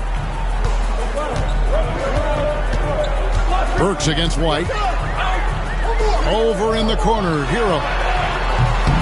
A three-pointer is right on target. Herro's got 7 points. For Boston, they've gone 3 of 4 from the field to start out the game. The first quarter of action, 2 minutes in. Cruz, the pass to Walsh. Shot clock at 6. Horford double team. Tatum wide open, he fires one. The shot's good on the assist by Horford. Tatum's got a couple of threes now in the first for Boston. And a wide open look for Herro. Capella. And it's sent back by Horford. The veteran defensive instincts of Horford. He knew that shot was coming and gets there for the block. Here's prime time. He's covered by Herro. And it's prime time missing. Yeah, loose coverage by the defense, but he just couldn't make them pay. Right now, let's send it over to the sidelines and get a report from David Aldridge. Kevin, thanks. Well, there's plenty of scorers on the Celtics, but Jason Tatum says, I'm going to get my shots. It's just about trusting the process. From experience, I understand that I'm good enough that I can relax and defer a little bit. Then in the fourth, I can score 20 in the quarter. Kevin, it sounds like he's figured it all out. Thank you so much. You know, he can take over at any time, and it's fun to watch. DA, we thank you for that. A pretty talented distributor. Tyler Herro isn't one to force his own look. Instead, it seems like time and again, the Heat uncover those hidden gems, you know, turning unknowns into big contributors. That's one of the things they do best, Kevin. The list of names like that is long, but look no further than Udonis Haslem, whose jersey they retired last season. Their hard work culture seems to breed those kind of success stories. Yeah, good old-fashioned slam from Capella. So the Celtics call timeout. They're first. And the Heat with...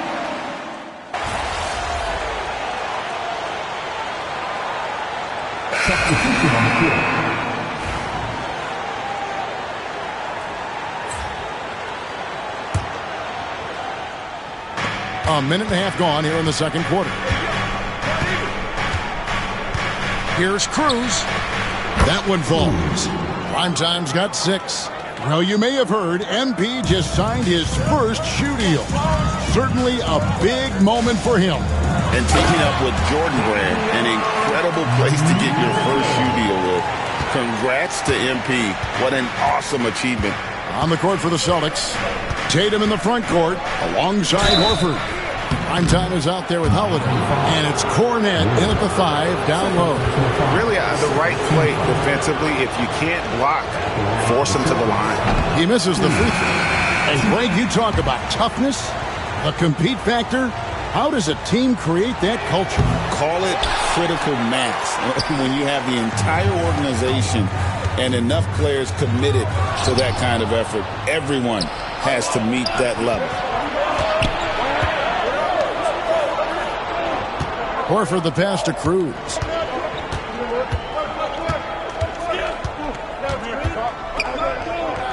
Back to Horford. Inside, down to 5 on the shot clock. And Cornet gets it to go.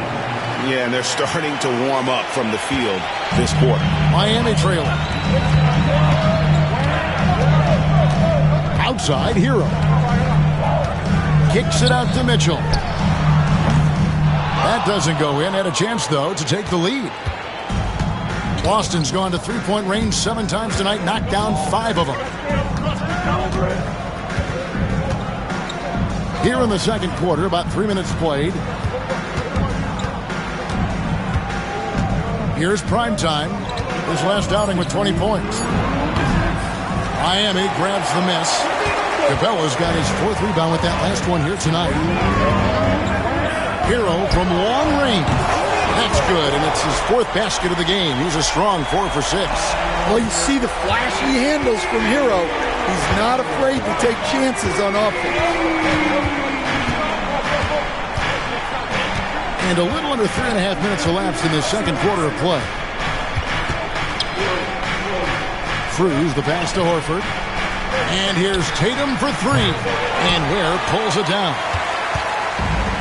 Miami's gone 2 for 5 from three-point land since the end of the first. Hero from long range. Rebound Boston. They come into this one following a loss to the Thunder. Yeah, a snowball effect in that one. One thing would go wrong, then another. Really the story of the game. Yeah, they just committed too many mistakes at both ends. But credit their opponent for being disruptive.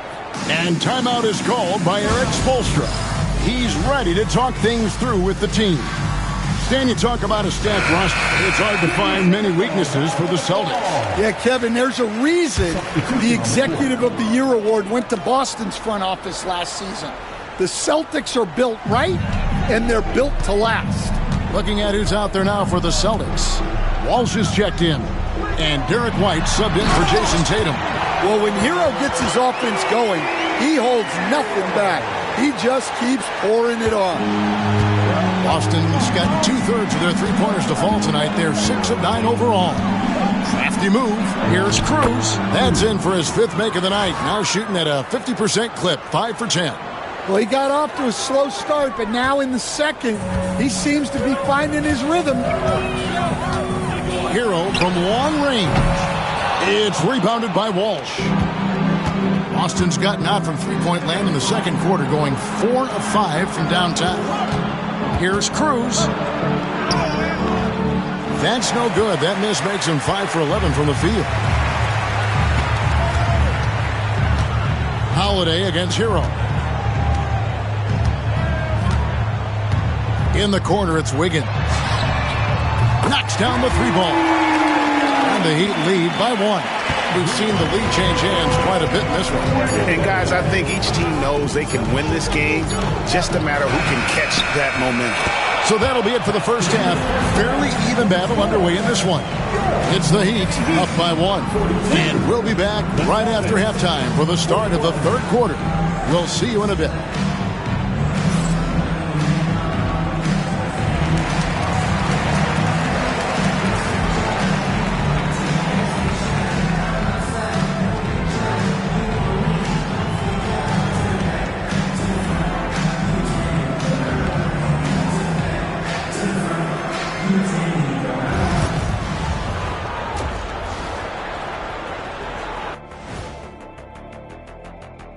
Thanks for joining us for this fun-filled burst of basketball bliss. We kick off tonight's show with the power rankings across the league. Taking a look here now at Boston, a month left to play. Dog days, a lot of teams on autopilot. They seem to be in that group. Yeah, destination, the NBA lottery. They need another difference maker. Moving right along now to the Miami Heat, they find themselves in a close contest at the half. It's a coach's dream to see the ball whip around the floor like this. They're playing some selfless basketball. It's been a thing of beauty. Stacking the dimes and buying buckets.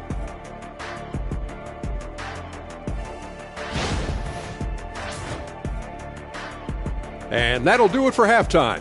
We send you back to Kevin Harlan, who has the second half call.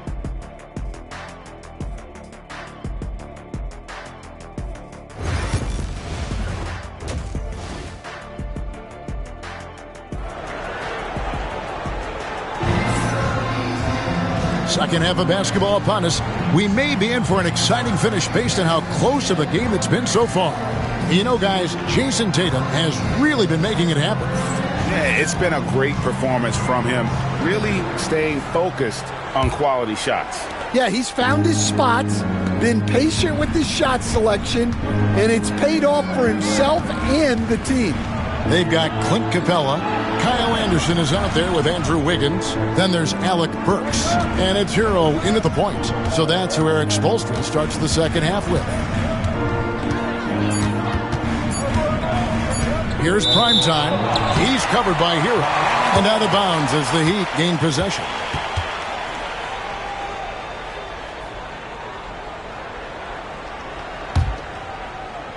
And it's the Heat with the ball.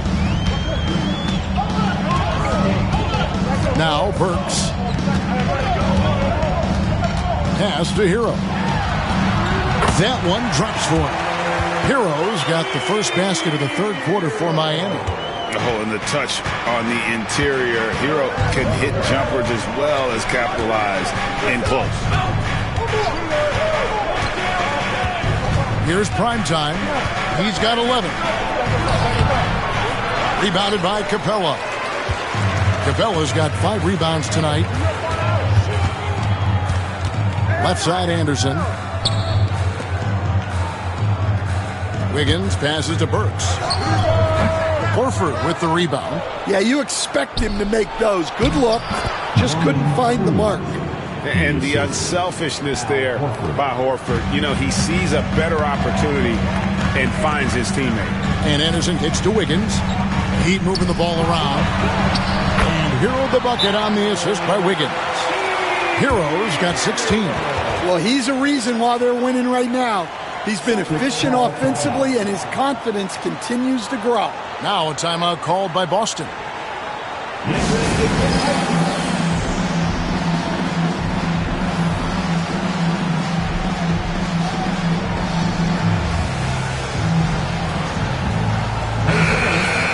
And let's check out a group of shooting guards that have been doing some dirty work inside lately, averaging the most rebounds per game at their position over the last 10 games.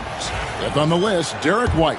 Well, it's not easy to do what these players have done in that area, strictly because of positioning. I mean, typically a two-guard, you're not in tight when a shot goes up, so competing for rebounds is that much more difficult.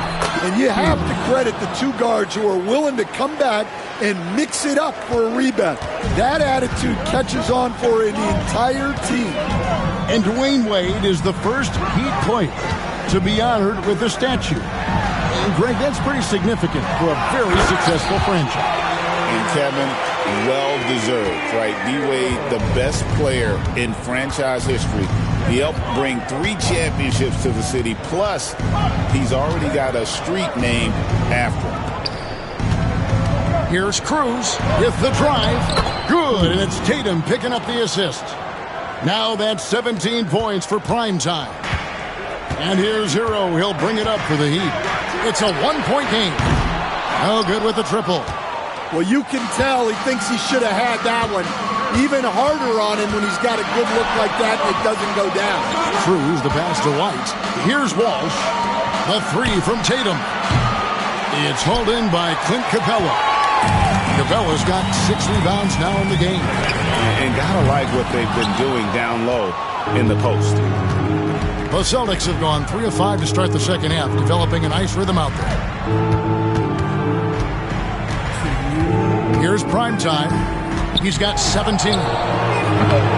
Offline from the top of the key. When the defense is playing off you like that, you want to be able to convert. But that time, he just couldn't get it done. Too long in the paint, and he's hit with a 3-second violation. And he's got his first chance at the line here. And they have really leaned on his free throw shooting at times this season. He's been there for them, too, with 88% from the line. Well, what you have to love about Hero is how confident he is. Some of the shots he takes and makes demonstrate that to a T.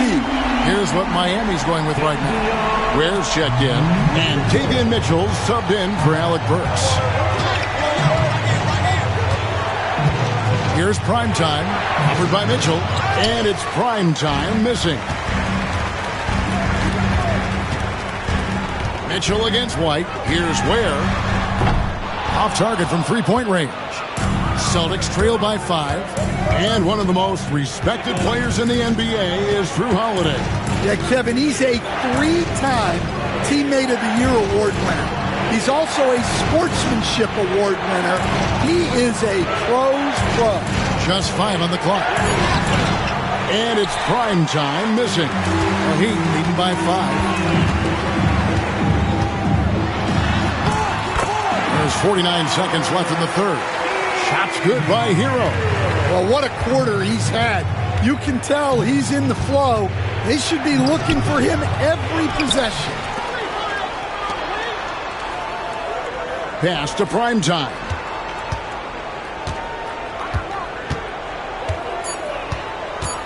Second shot opportunity. It's hauled in by the Heat.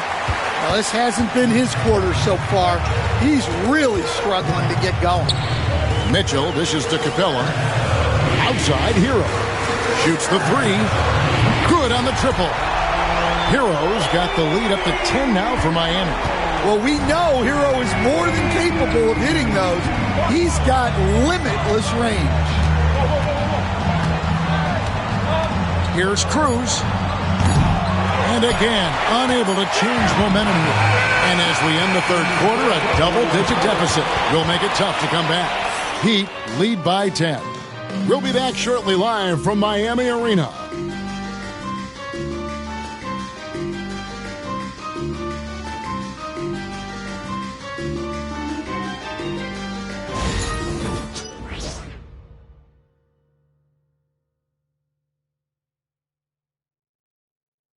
And let's go back to a terrific pass that we're calling tonight our State Farm assist of the game. It's just true artistry right there. I mean, great decision on where to go with the ball, and how about the perfect delivery? Wow, that was an absolute masterpiece of an assist. He knew exactly when to deliver the ball, and it made for a beautiful score. And with 3 quarters behind us, let's see what this fourth period holds in store for us. On the floor for Boston, we've got Tatum. He's out there with Torrey Craig. And it's Holiday in at the shooting guard position.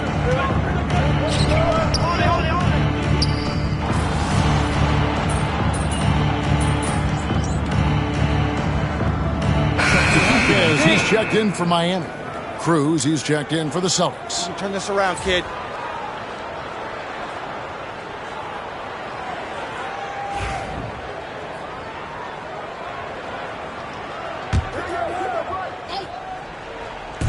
Fourth quarter just getting started. 1 minute in the books.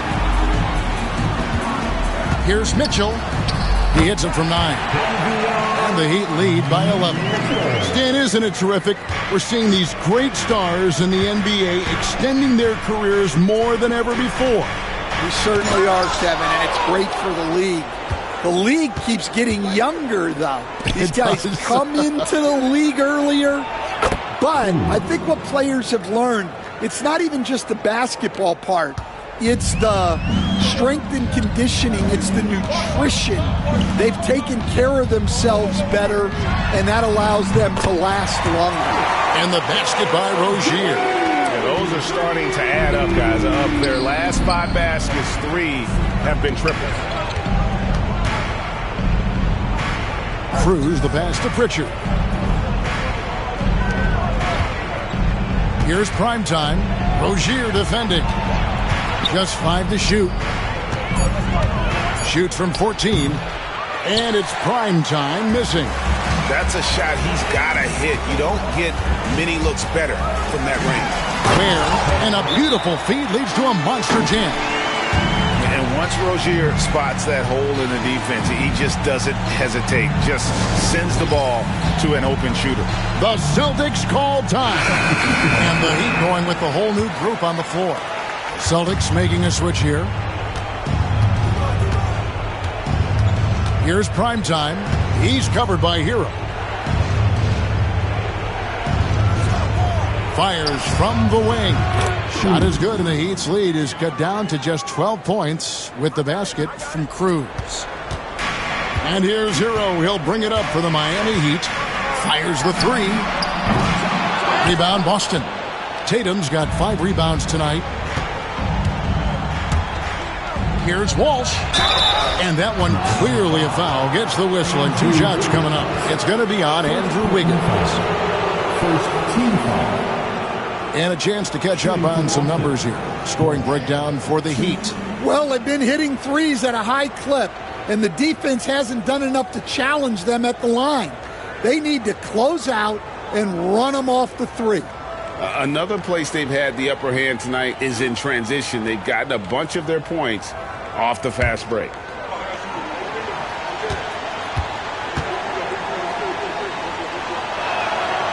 And he can't get the first one.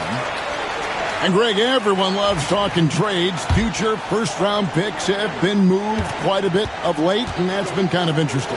And, Kevin, a lot of teams that don't control any of their future first-round picks. With so much pressure to win now, GMs are willing to use draft assets. The Heat leading by 11. Hero from long range. The rebound by the Celtics. Horford's got his 4th rebound in this one. Here's Primetime. He's covered by Hero. Primetime's shot is good. I tell you what a good thing that he showed up today, because without him, this thing would already be over. There's Hero with a 3. It's good from long range. Hero's got 27 points. And they have been relentless from deep. And you see the defense trying to react, but to no avail. Look, when the 3 is falling like this, there's not a whole lot you can do defensively. Both teams running perimeter-oriented plays that are working. Well, you know it's become a three-point shooting league. Teams shooting a steady diet from outside. For the 3. The kick out to Anderson. Lets it go with the 3. Gets the three-pointer to fall. And the Heat lead by 12. He's a very picky three-point shooter. Anderson only takes those when he really thinks it's a sure thing. We've got 1:08 left to play here in the 4th. Another shot. That layup is good as it's up and in from Cruz. Primetime's got 11 points in the quarter. And that's a lesson for the D. Fight harder on the glass. Yeah, they need to pay attention to the details. Second chance points are backbreakers. And now as the clock ticks down, this is going to end up as a solid victory here for the Heat. In the end, they had a better shooting percentage, and that's what made the difference. Sometimes, things go your way. The other team wasn't catching many lucky breaks themselves. Yeah, and Kevin, not all about luck. I thought their overall shot selection was better. And so it'll boost this year's win total for them to 29. And once they polish off this win, they'll be one more victory away from sweeping the season series. And one of the key components to this victory, if not the biggest, was the incredible performance for Tyler Hero. Well, he was the catalyst for them tonight. Played a great all-around game, and you could see his teammates feeding off his energy.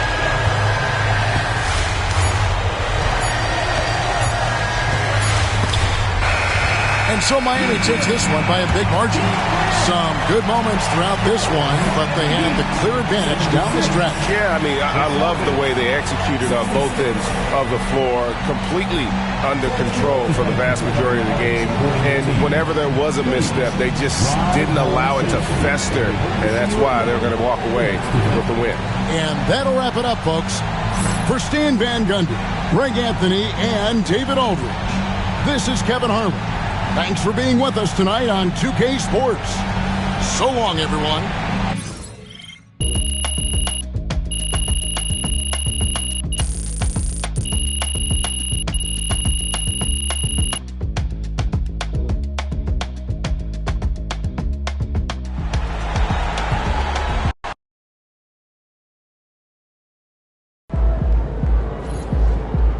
We can get that one back next time. Get the shower. Wash it off.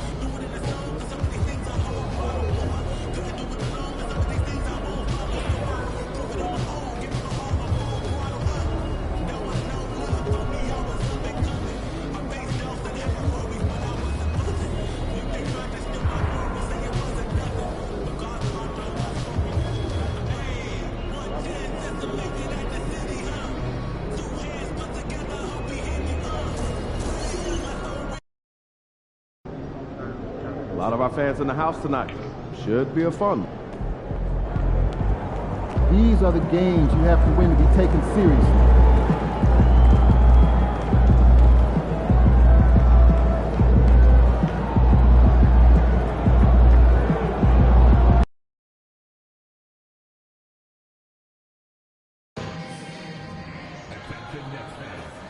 can't wait to see you at our next home game because everyone in attendance will receive a bobblehead lose this, man. If you're still looking for tickets to upcoming home games, visit the ticket. And inside the locker room, everyone trying to lock in, get mentally ready for another hard-fought NBA battle.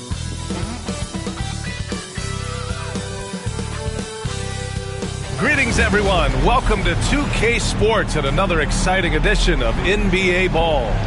In this game, we'll see the Boston Celtics going up against the Brooklyn Nets here in Barclays Center. Here with the greats, Richard Jefferson and Grant Hill. I'm Brian Anderson, and Allie LaForce, our reporter. And taking a broader look here at the year-over-year scoring trend for Jason Tatum. And when you look at his offensive output over the past few years, it seems like other teams have figured him out and have his number now. He's having to put in a lot more effort on the offensive end, but without producing nearly the same results. Looking at the starting five for Boston. The tandem on the perimeter, White and Tatum. Torrey Craig out there with Al Horford. And it's prime time in at the one. And for the Nets, Johnson and Claxton patrol the middle. D'Angelo Russell is out there with Cameron Thomas. And it's Wilson in at the small forward position. You know, in game 2 of a back-to-back, just how drained are you from yesterday as a player? You know, B.A., proper rest and stretching can help a lot. But you're not going to be your usual self at the start of game time. Believe that. Here we go. Tip-off goes to the Celtics. Here's prime time. Uses the glass on the layup. Just taking it right to the rim, and no one was there to greet him. Easy possessions like that literally are just a gift. You just dream of them. You'll gladly take over. A volume three-point shooter. The coaching staff encourages Russell to fire away. Boston on offense. Pass to Craig. It's stolen by Johnson. Here we go, one-on-one. Thomas passes to Russell from outside the arc. And Thomas gets it to go on the assist by Russell. In constant motion off ball, Thomas finds a soft spot and trusts the ball will find him back. Here's prime time. Claxton with a rebound. Brooklyn has gone 2 of 2 at the perimeter. And how about Nick Claxton? You'd be hard-pressed to find a more versatile defender. He's come so far in that area since he came into the league. He's become an elite defender. There isn't a position on the floor he can't guard. And it's Thomas off the drive. Okay, here, let me break down the mindset of Cam Thomas. Attack, attack, attack. And you watch Cam Thomas. Talk about a scorer's mindset, RJ. Yeah, he's a tough matchup. He's proficient and efficient from all 3 levels. He is as confident as they come. Shoot 2.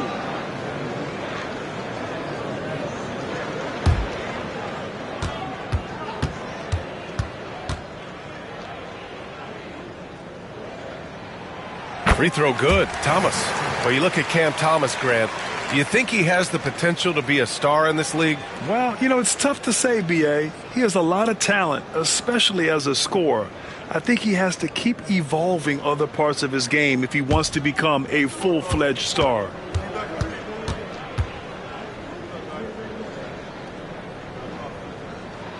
Yeah, both free throws good for Thomas. Now, he's perfectly comfortable doing work at the line. And Boston calls time here.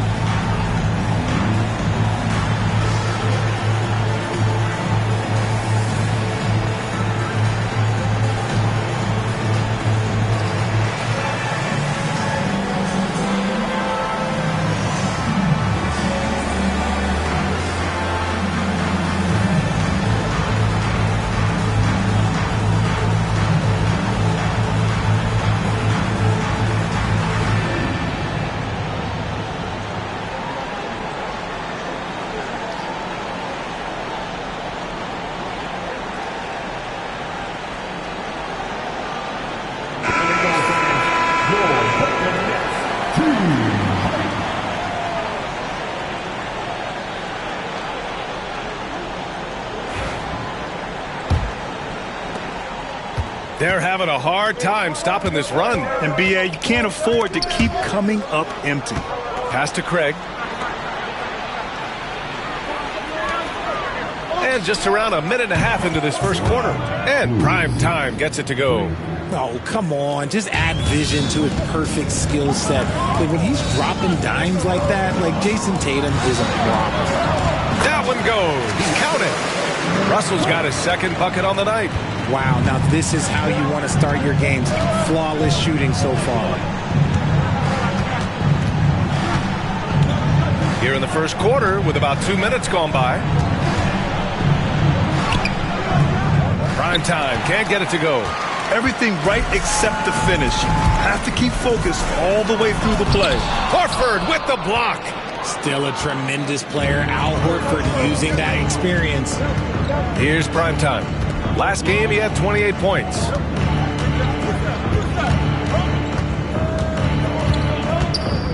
Shoots it from the high post.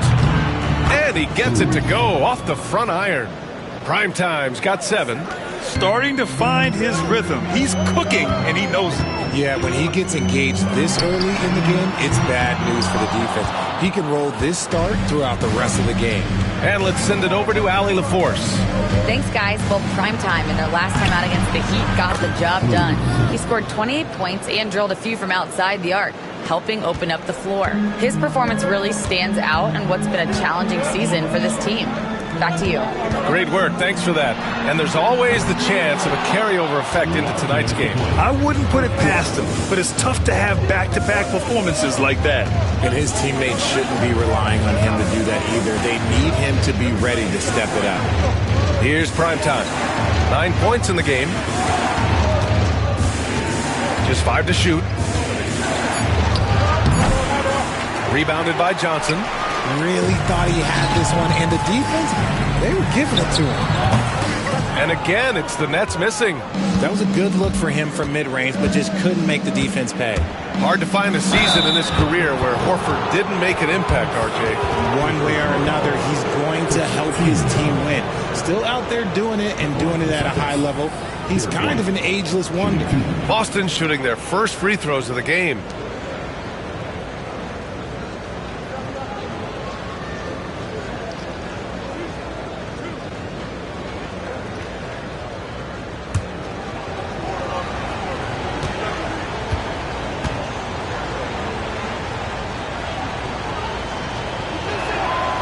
No good on the free throw. And you look at Derek White, Richard, the energy he plays with, it is remarkable. That's his greatest attribute, his activity on both ends of the floor. Having a high motor is a skill. He keeps coming and tries to wear you down.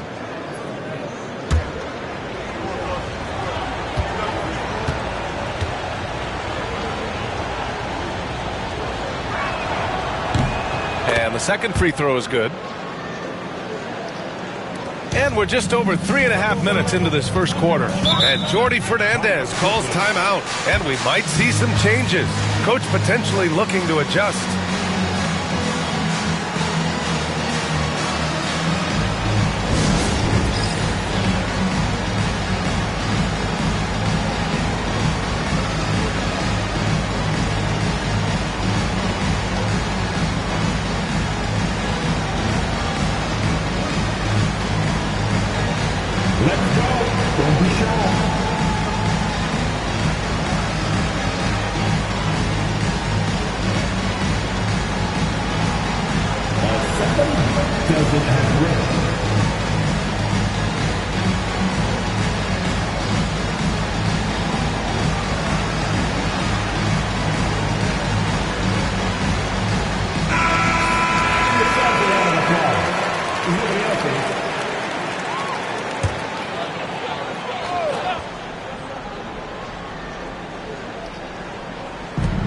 We've got 1:23.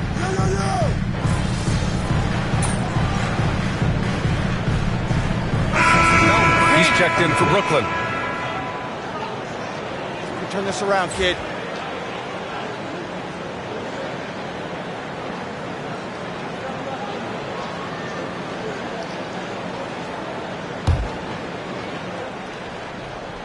Well, Grant, with players getting bigger and more athletic, do you support moving the restricted area out? Yeah, B.A., I would. We've seen a lot of injuries when defenders slide underneath elevated players on the drive. So cutting down that risk makes a lot of sense. Now here's Holiday. 5 points in the game. The score now all even. Primetime's got 11 points. Putting his court vision on full display, Holiday plays the role of floor general pretty effectively. Taking a look at the Celtics. Tatum and Horford, the duo at forward. Then there's Luke Cornett. Then there's Drew Holiday. And it's prime time in at the 1. Impressive one-hand slam right there, B.A. Man, as long as he's confident about it, I'm good with it. Maybe use 2 hands next time. He knows where he is. Prime time. Can't get it to go. And so it's Johnson with it. He brings it up for Brooklyn. They host the Hawks after this one. That'll be the second of a 2-game stretch at home. Boston has gone 2 of 3 from beyond the arc so far in the second. Second quarter play, almost 3 minutes gone here. Prime time, can't get it to go. Brooklyn has gone 0 for 2 from outside in the second quarter. Oh, the block shot, grabs it out of the air. The great positioning, the 7'1" wingspan. That combination makes Horford a dangerous shot blocker. Here's prime time. He's got 11. Oh, it's blocked by Williams. Okay, let's just say it. This has been an ugly quarter for him. Not quite a break of mirror ugly, but it's getting there. And again, it's the Nets missing.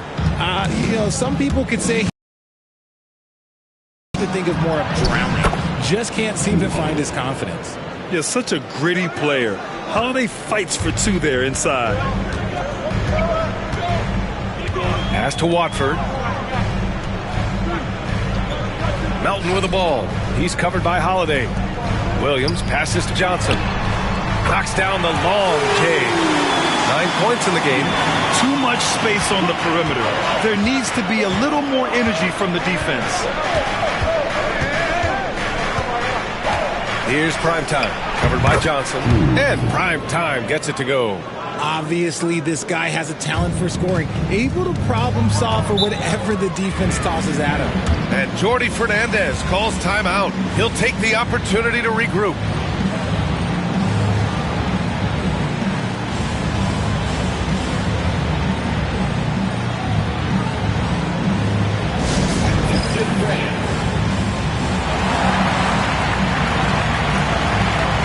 A full line change here for Brooklyn.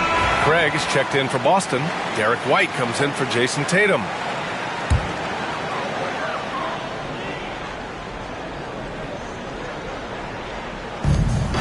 .107 left in the half. The shot by Russell, no good. You got to move past that one. I mean, they'd want him to take that again. Yeah, it's a great look for him. One they'll try and manufacture again. Those are the shots you want him to take. Here's prime time. And he misses the go-ahead basket.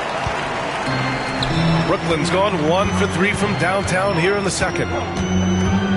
Wilson passes to Thomas. Brooklyn, no good that time either. For Boston, they've gotten 6 of their 12 attempts to go since the end of the first. Here's prime time.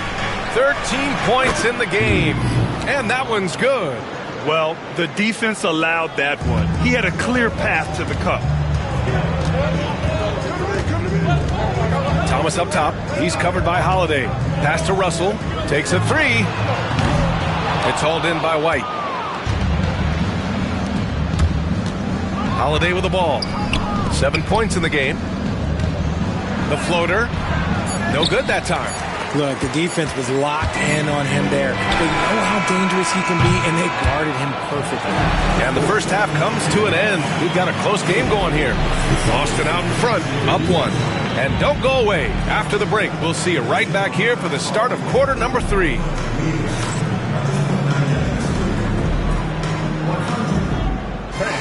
Please direct your attention to the second quarter. And get ready for the fan half-court shot drum. Here's the team at the shot. Almost. One more time, a round of applause for our contestants.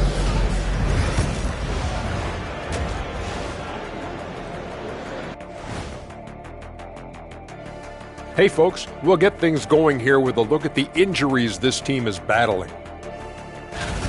And with JB sidelined, hate to say it, but they're missing a key piece in their offensive puzzle.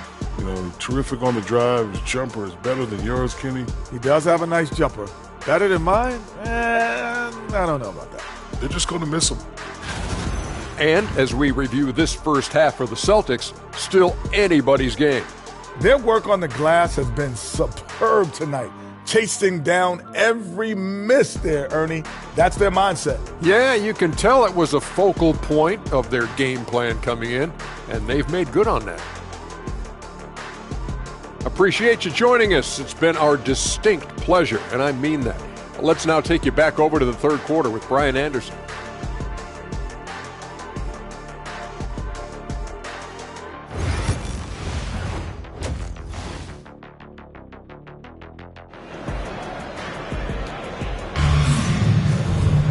Second half of basketball is upon us, and we may be in for an exciting finish based on how close of a game we've seen so far.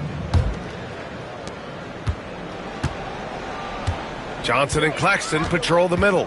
Cam Thomas out there with D'Angelo Russell. And it's Wilson in at the three. And that's the group for Jordi Fernandez as we begin the second half. Here's Thomas. The rebound, Celtics. Horford's got 4 rebounds now. This has been a close game in a lot of ways, but they do have an edge on the boards. All right, let's check in with Allie LaForce. Nick Claxton, despite his relatively slender frame, is a hard-nosed defender. He said, "I bow down to no one. Every time I step on the court, I always have that chip on my shoulder. That's just the fiery competitor that I am. At the end of the day, I know what I'll hang my hat on, the defensive side of the ball." Brian? Okay, Allie, thanks for that. Here's prime time. Following the bucket by Brooklyn. No luck on that one. Thomas outside. White with a steal. And here we go. The Celtics on the run. Here's primetime. Claxton with the block. And the ball goes out of bounds. Last touch by Claxton. And now it's time to take another view of that huge swat. Yeah, obviously he had the shot well anticipated, able to shut it down with authority.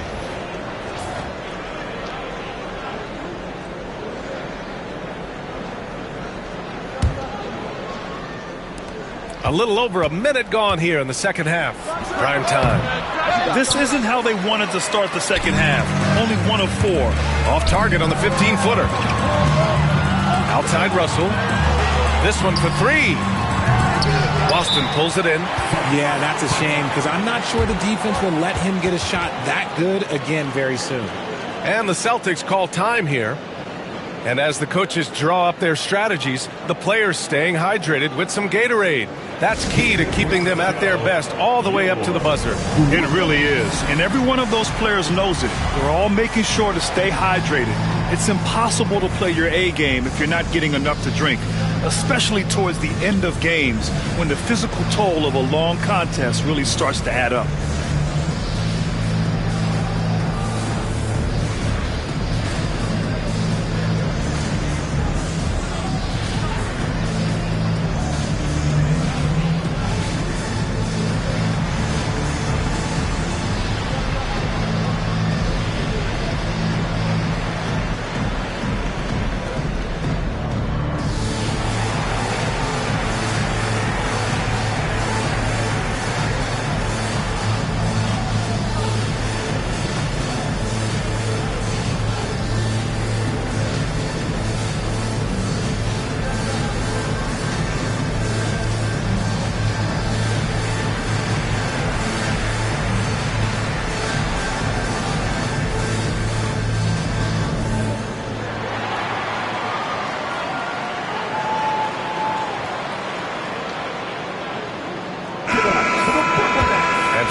Purist. Here's a look at the best free throw shooting teams from the stripe this year.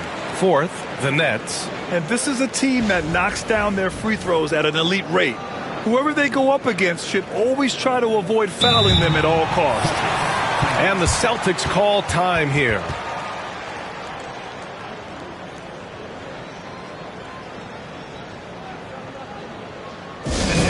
Here they are. Team.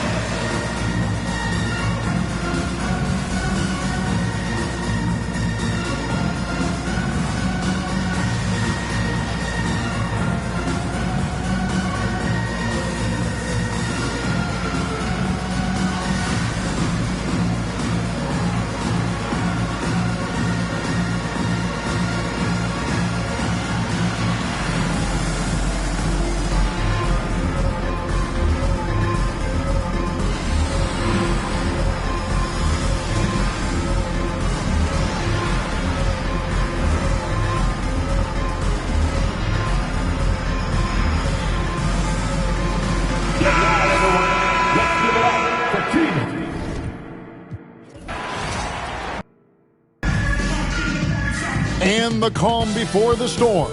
Tonight should be another epic postseason event. You can already feel the energy in this building. Folks, it does not get any bigger than this. NBA Finals Game 5. We've watched these two battle it out. Now 2 games apiece, essentially a 3-game series, 2 of the next 3 to win the World Championship. 2K Sports presents the playoffs of the NBA. This is Kevin Harlan with Greg Anthony and Brent Barry. From the sideline, we'll have David Aldridge. We'll be hearing from him in just a moment.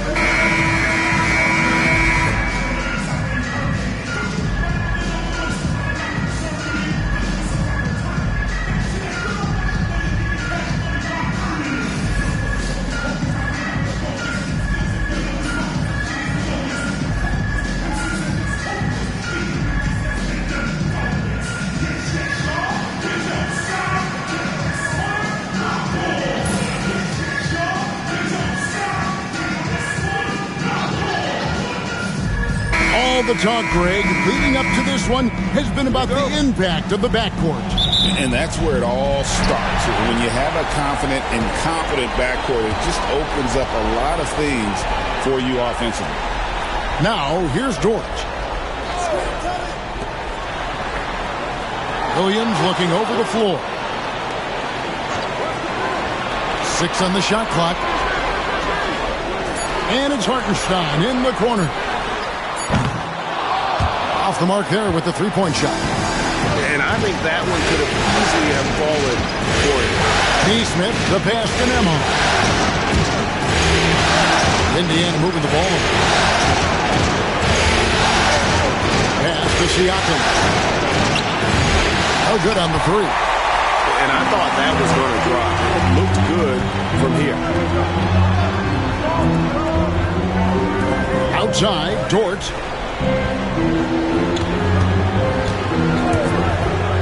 And here is Gilgeous-Alexander. He's covered by Halliburton. And it's Gilgeous-Alexander missing. Nembhard, the pass to Turner. In the corner, it's Neesmith. They set the pick. Siakam for 3. Rebound by Williams. Even though he misses that one, the defense has got to talk about that. And that's a bad miscue. You can't give up looks like that all game long. Now, here's Holmgren. Hartenstein finds Dort. Now, here's Gilgeous-Alexander. He's covered by Halliburton. Goes up to the stripe, and the shot goes in. Slithering around the floor, Gilgeous-Alexander gets to his spot. And Greg, we know the Pacers have to improve defensively. But where do they start? Candidly, Kevin, I feel like they're too soft. They're giving up offensive rebounds, cheap fouls. They've got to be tougher mentally and physically, especially on the interior. For him, it's harder to miss that shot than it is to make that shot. I think he was anticipating a bit of a bump there. Outside Williams, over Neesmith. The shot by Williams, no good. Well, they shouldn't be giving that shot to anyone, but they certainly shouldn't be giving it to him. That's a big break for the defense. Yeah, that's a good way to start the game. Nice inside bucket right there. Here's Gilgeous-Alexander following the score by Indiana. The 3. Williams can't get it to go. Indiana's gone 0 of 2 from deep here. Here's Nembhard. Halliburton on the wing.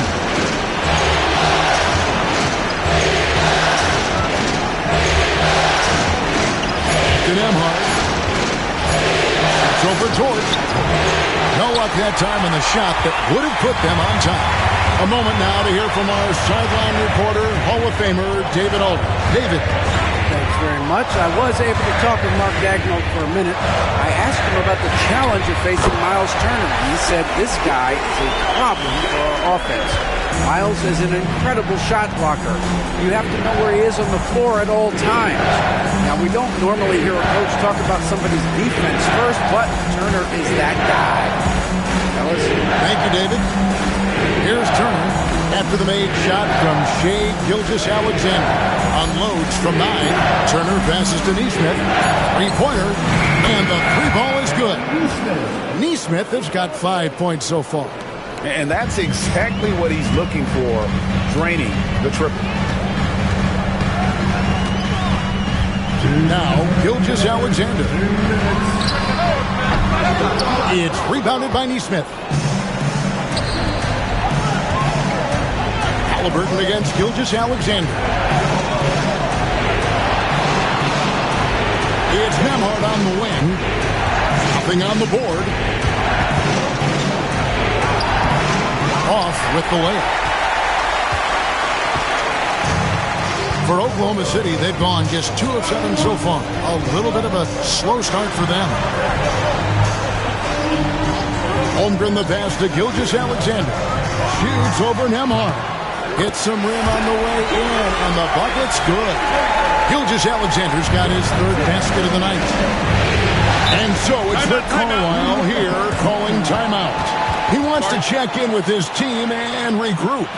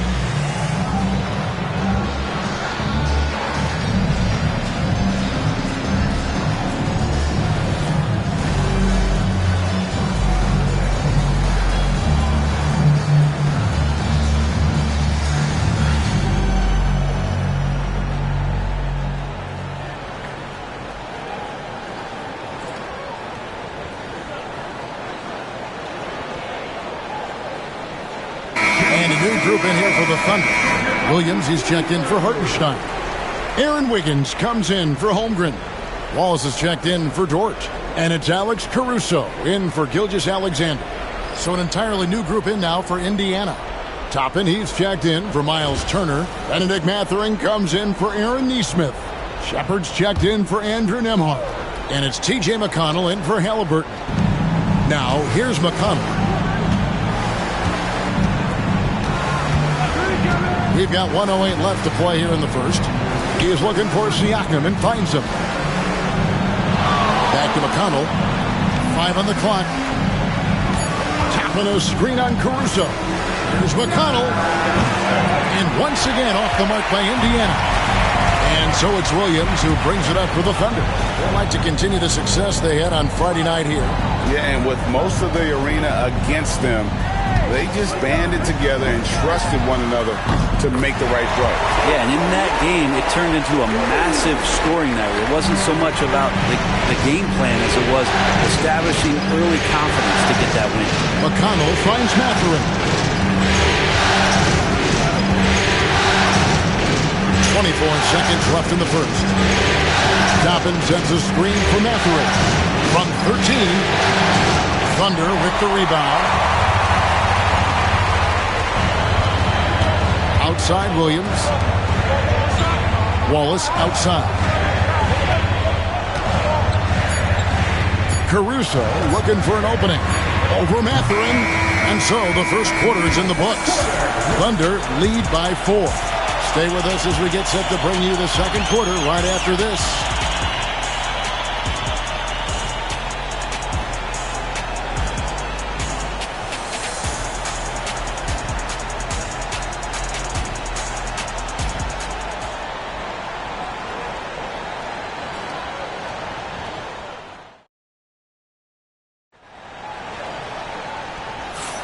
So glad to have you with us here as we bring you more action from courtside at Game 5. And for the Thunder guys, what stands out to you so far? Stingy on the defensive end in that first quarter. They were just getting up into people. Just a great job, really, of making the game ugly, trying to muck it up a little bit out there. Pacers trail by 4. In recent years, Brent, we've seen Oklahoma City turn into a contender simply by developing their own young talent.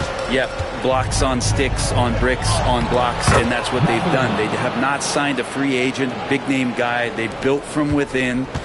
They built an incredible roster by drafting well and fostering the growth of these young players, along with the coach who has given them a lot of belief. It's been pretty magical in OKC. That's going to draw a whistle every time down the floor, not even close to being a legal screen. Yeah, everybody saw that one. That was pretty blatant there. And so here is Indiana, trailing by 2. McConnell scanning the floor. Pass to Mathurin.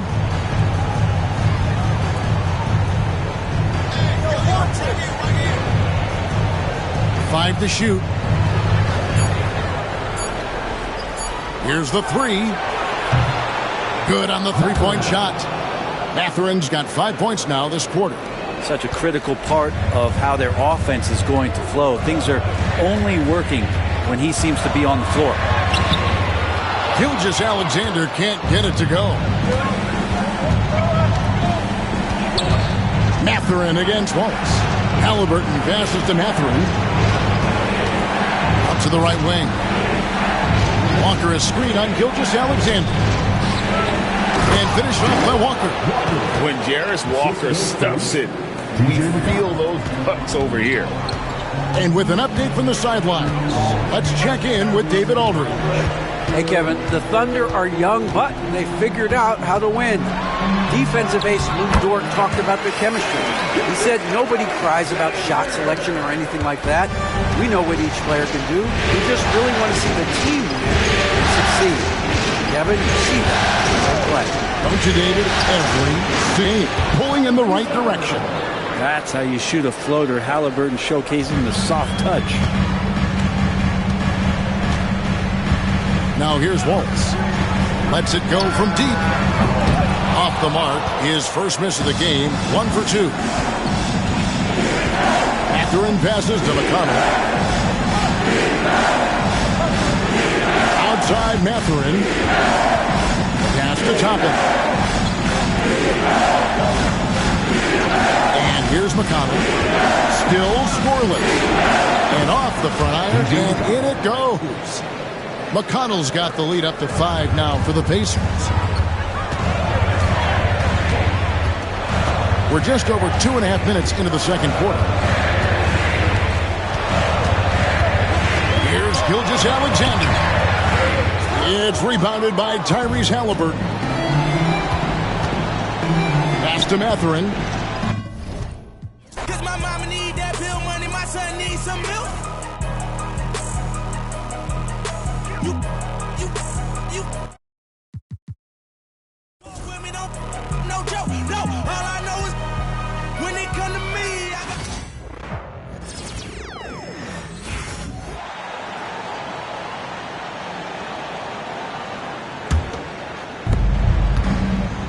Johnson and Claxton patrol the middle.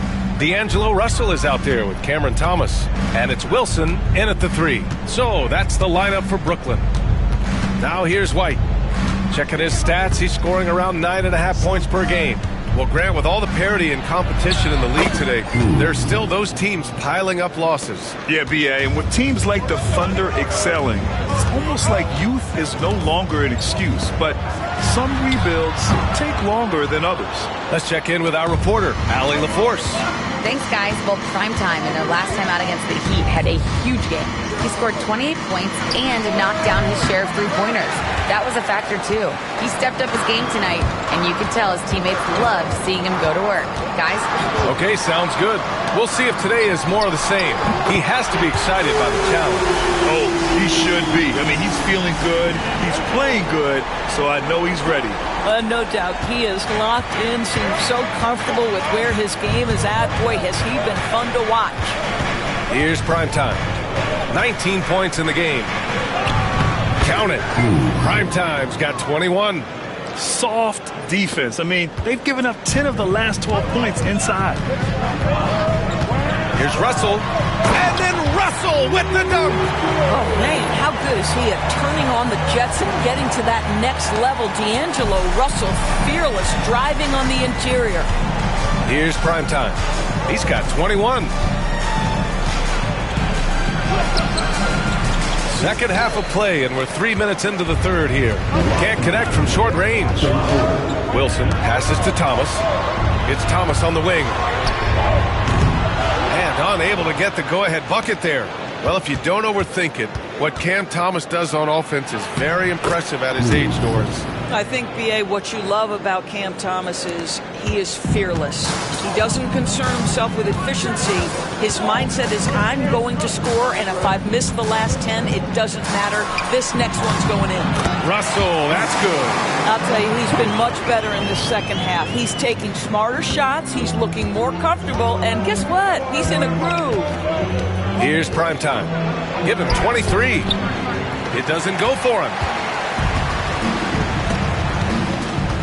Drives to the hoop. Wilson, no good. Got to credit the defense. They found a way to stop him, and that's never an easy task. Here's primetime. And a miss there on the triple. Boy, a really tough quarter for this guy. Just struggling to make shots right now. The shot by Russell, no good. Despite the miss, those are the kind of looks coaches hope to create. Thomas with a steal. For the lead. And again, it's the Nets missing. And for Boston, they're shooting just 36% in the third. Oh, wasted no time on that one. Primetime's got 26. Well, Jason Tatum has proven he can score at the NBA level, but you want to see him share the basketball pretty fast. Here's Wilson. Right now averaging 5.5 a game. And again, it's the Nets missing. Here's primetime. Pass to White. On the wing, Tatum. With the teardrop.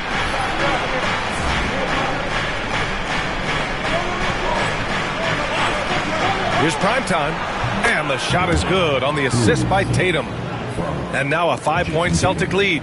And his fantastic performance from the last game has carried over to tonight. I think that's the one thing every player is searching for. Consistency. They're giving this guy a chance to carry the offense once again. And that'll do it for the third quarter. And it's time now to bring you our State Farm assist of the game. And he definitely deserves the award. Reading the defense like a point guard. He's got the size to survey over the top of the defense and find the open man. That was beautiful. 3 tense quarters behind us. One more to go. Thanks for being with us as we get ready for the fourth. On the court right now for the Celtics. They've got Peyton Pritchard, Jason Tatum out there with Luke Cornett. Then there's Drew Holiday, and it's Shireman in at the 3 slot. And they're building on their lead, doing whatever they can to blow this game open. One of the things they're doing is identifying favorable matchups and then going at them. The shot by Johnson, no good. Oh, love the intensity in which they're hitting the boards. Outside Tatum.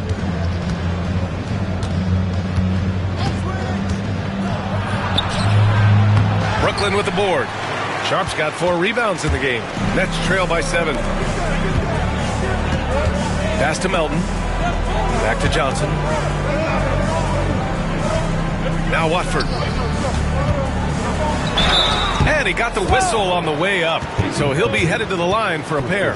Doris, it's interesting, but the Nets franchise has never won an NBA championship. That's absolutely correct because their titles came before the merger. Now, since they've joined this league, they did go to the finals for a couple of times.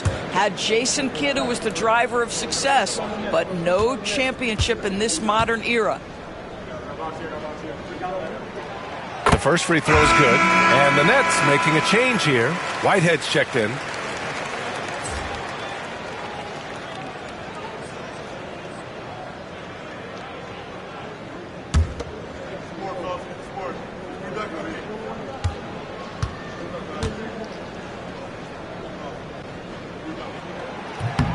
And he makes both free throws. And we played through about a minute here in the fourth. Here's prime time. And it's Whitehead with a rebound. Left side, Johnson. Outside, Williams. And there's the screen.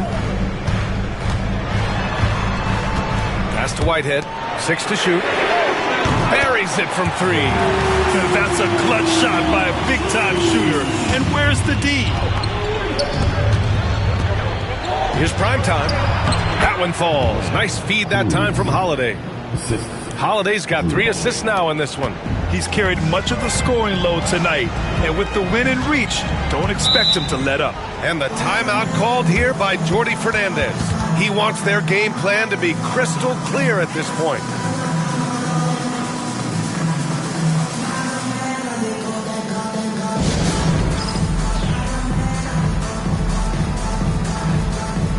A full line change here for Brooklyn. And from the sideline, let's catch up with Hallie.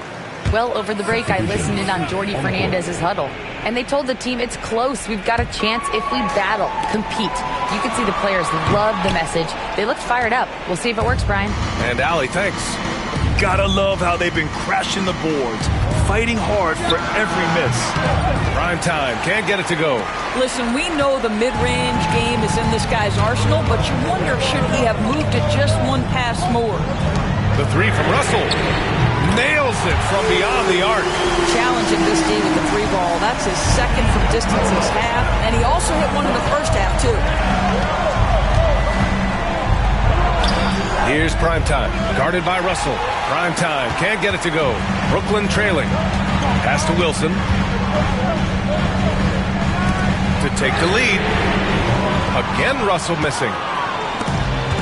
Boston's gone 5 of 12 from three-point range tonight. Here's prime time. The bank shot, no good. Well, whether it's a defensive adjustment or he's gone just a bit cold, that efficiency has really fallen off this quarter. Russell from outside gets the 3 ball to go. Russell's got 15 points in just the second half.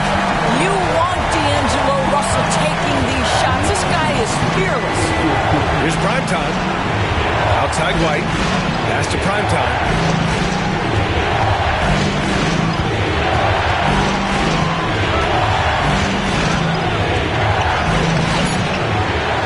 Good. This has not been his best quarter. And you know what? They keep calling his number, and they're simply trying to get him out of this funk. Goes up and lays it in. Nice and easy. Prime time's got 4 points in the quarter. And that was the right decision. When you're in need of a bucket, you go to your most trusted guys. Well, you've got to earn trust and equity by making shots. Nice delivery there. The 3 from Russell. Tatum pulls it in. And you can tell right there, the defense is totally fine with him shooting that. That's not his game.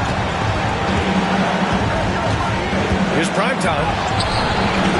Claxton with a rebound. The Nets have gotten 3 of 7 attempts in this fourth quarter to fall. Johnson finds Russell. It's Thomas on the wing. To the paint. Here's Claxton.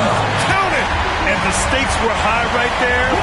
What a bucket. I'll tell you, that changes things, doesn't it? Good job, young fella. What a game. Here's prime time. The basket drops, and he gets fouled on the shot. 1 free throw coming his way. He's a potent mix of effort and ability. Hard to shut down a player of his caliber. And that one misses. So it's all come down to this. It's really that time where your leaders must step up. Lets it go from deep. And connects from downtown. Such a clutch shooter. This guy lives for these kinds of moments and delivers. Here's prime time, guarded by Russell. Both teams are starting to find a rhythm here. And this is partly what the game has become, right? A matter of dueling three-point opportunities.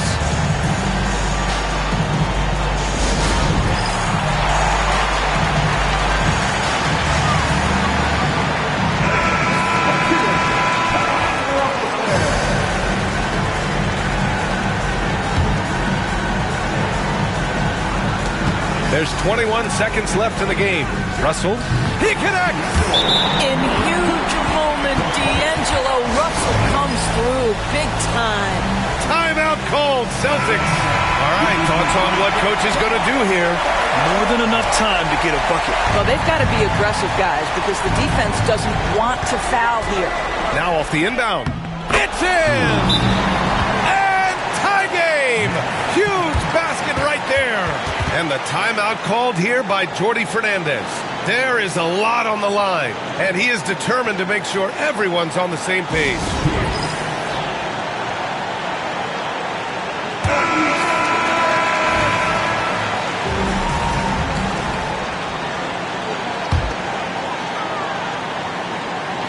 And Brooklyn with possession here. Thomas outside.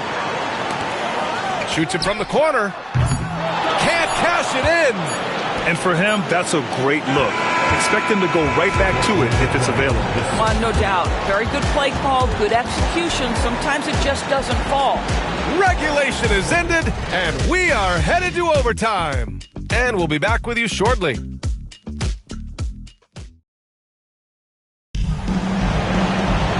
Well, 4 quarters weren't enough to decide this ball game. Sit back and enjoy as we move on to overtime.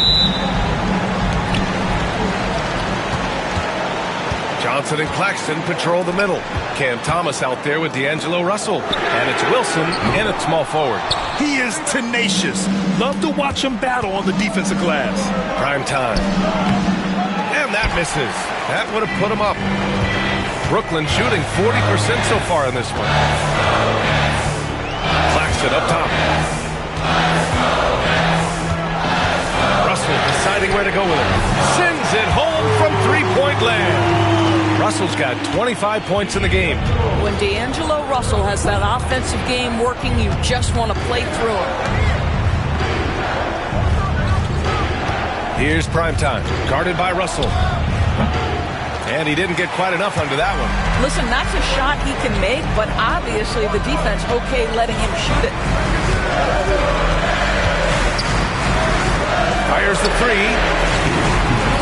Another miss by Russell. Celtics trail by 3. Here's primetime. And it's Thomas with the rebound. For Brooklyn, they've gotten 1 shot to fall out of 3 in OT. There's the double team with Horford. Inside. Wilson passes to Russell. The 3. And that one goes out of bounds. Last touch by Tatum.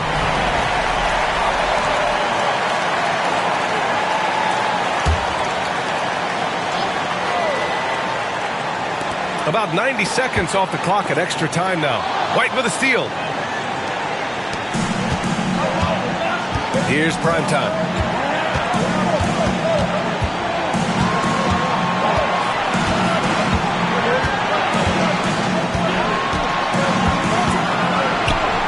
Outside Craig.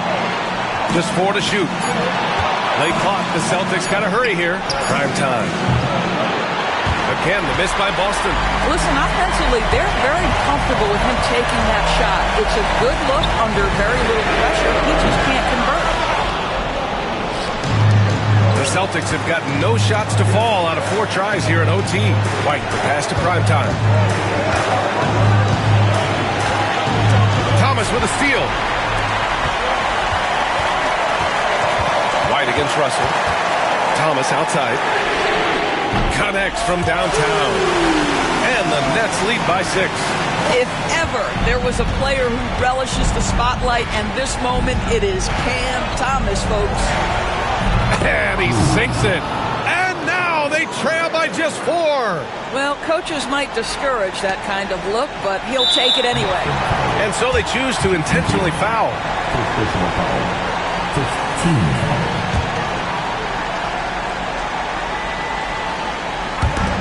And now we've got an intentional foul. Second personal foul. Team second. At the line, Cameron. He hits the first one, and that puts him up 5. And so he drops them both, and it's a 6-point ball game. Well, you like when a guy calmly steps up, knocks down the free throws, exactly what you want. Prime time. No good on the three. And an intentional foul right there. Second personal foul. Third team foul. At the line, shooting for Brooklyn. Good on the first. And that makes it a 7-point lead. With 2 shots. And he hits both free throws here. And it's an 8-point ball game. Now a timeout called by Boston. We've got 22 seconds left in the OT period. Guys, your thoughts? A lot to talk about here, but hey, this game is likely out of reach. Well, maybe it could wait until after the game because this one is over. Here's Primetime, guarded by Russell. Primetime can't get it to go. They've been a different squad here in overtime. I'm just not seeing the same energy level.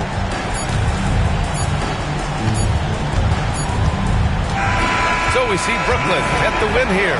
They escape with the W, even though they needed a few extra minutes to pull it off. And both teams gave their all. But when it came down to overtime, it was about who had more determination. Well, folks, that's going to do it for now. For Allie LaForce, Grant Hill, and Doris Burke, I'm Brian Anderson saying thanks for tuning in. We'll see you next time.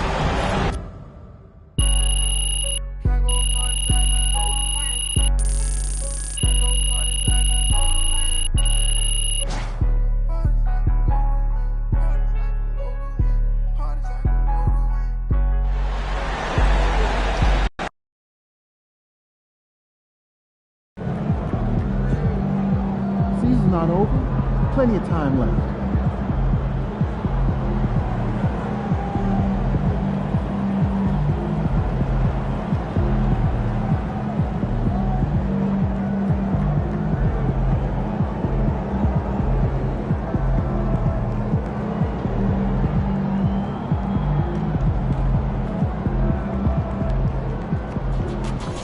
Hey, they're professionals too.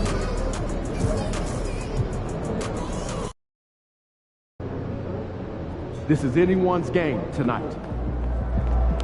Fans live for games like this one.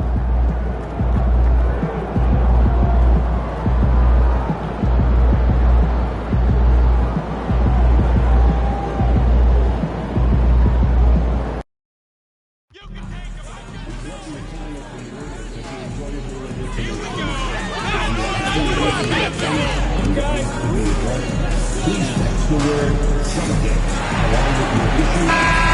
along with your issue. Welcome to 2K Sports. We have the NBA coming up. Great to have you with us. Alongside Stan Van Gundy, Greg Anthony, and David Aldridge. This is Kevin Harlan. A moment now to look at the year-to-year scoring output and how it has been trending for Jason Tatum. And looking at his offensive numbers from the past few years, it seems like teams around the league have kind of figured him out. He's having to work a lot harder for his points, and they haven't been coming nearly as easily as they used to. So the next starting five, we've got D'Angelo Russell. Wilson out there with Cameron Johnson. Then it's Sharp, and it's Thomas in at the 2. And for Boston, filling the perimeter slots, it'll be White and Tatum. Torrey Craig is out there with Horford, and it's Cruz in at the point guard. The playoff picture coming into focus now, Greg, with a good portion of this regular season behind us. And for the teams that are definitely in, they're trying to maintain momentum and health, right? But for the teams still clawing and fighting their way in, that's where it gets exciting. And so off the tip, it's Brooklyn. Outside Wilson. Pass to Johnson. Launches it. Misses that one. He's 0 for 1 from the floor. And so White will bring it up for the Boston Celtics. They just couldn't come out on top last time they took on the Nets. That one was played in Brooklyn. And their last time against this club, they really fell short at the free throw line. And so it's the Celtics getting on the board first. And here's Russell. He's been a factor in their offense on most nights with his scoring average at nearly 16 points a game. Hitting three-pointers, so important in today's NBA. Good thing Russell's got the range and confidence to do so. And here is Tatum after D'Angelo Russell hitting the 3. The 3. And there is White, and that's good on the assist by Horford. Both teams running perimeter-oriented plays that are working. Well, you know it's become a three-point shooting league. Teams shooting a steady diet from outside. Since moving back to Brooklyn in 2012, the Nets, Greg, have won just 2 playoff series. Just think about the all-stars they've had. KG, Pierce, Durant, Kyrie, Harden. I could name more. The Nets just haven't been able to put it together. Here is Russell. Following the basket by Derek White. Again, Russell missing.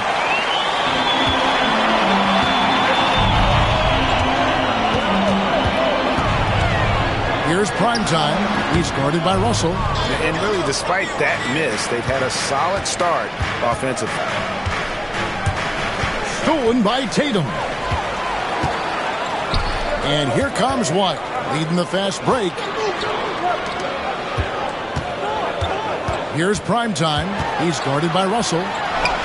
Primetime's shot is good. Primetime's got his second basket of the night. Well, you can't start the game much better than this. 4 of 5 from the field. And just under 2.5 minutes elapsed here in the first. Johnson, the pass to Thomas. Just 5 to shoot. Shoots over White. And again, it's the Nets missing. Well, and even though he couldn't get that one to fall, that's a shot they want him taking. Connects from three-point range. White's got 8. Well, yeah, White prefers a more head-on shot, but that doesn't mean he can't sink those corner threes, too. And Jordi Fernandez has called a timeout. He wants to make some adjustments to the game plan, clearly.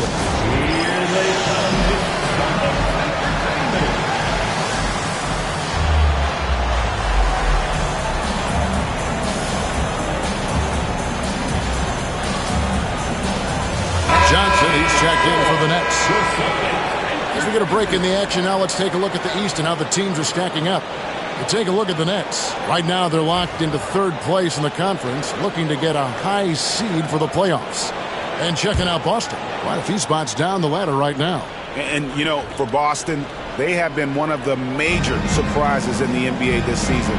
Unfortunately, for the wrong reasons. Yeah, I just don't know what has happened to them. You get the sense that their frustration is starting to reach a breaking point, too. Yeah, not at his most efficient this quarter. He's got to work on finding high percentage shots. And they pick up 2. And what a way to start this game, dominating at both ends of the floor. Obviously, guys, brilliant coaching, a perfect game plan. And Stan, as he enters his prime, Jason Tatum is shooting to become the face of the NBA. Yeah, and Kevin, he knows winning is the key. For a star player on a great team, learning that balance, when to take over and when to set up your teammates is a big part of it. And it's Primetime missing. Wow. Missed the easy one right there, right at the rim, but came up empty. Thomas kicks to Russell. Pass to Johnson. Good, and the assist goes to Russell. Using outstanding floor awareness there. Russell's ability to pick apart the defense and find the open man. And now, the first timeout called here for Boston. And a new...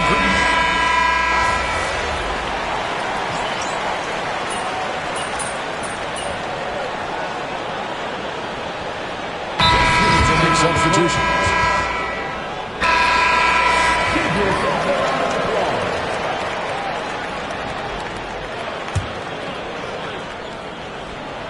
Here's Watford. He's got 12. And stolen by White. Filling the perimeter slots. It'll be White and Tatum. Horford is out there with Torrey Craig. And it's Cruz in at the point. That's the Boston 5.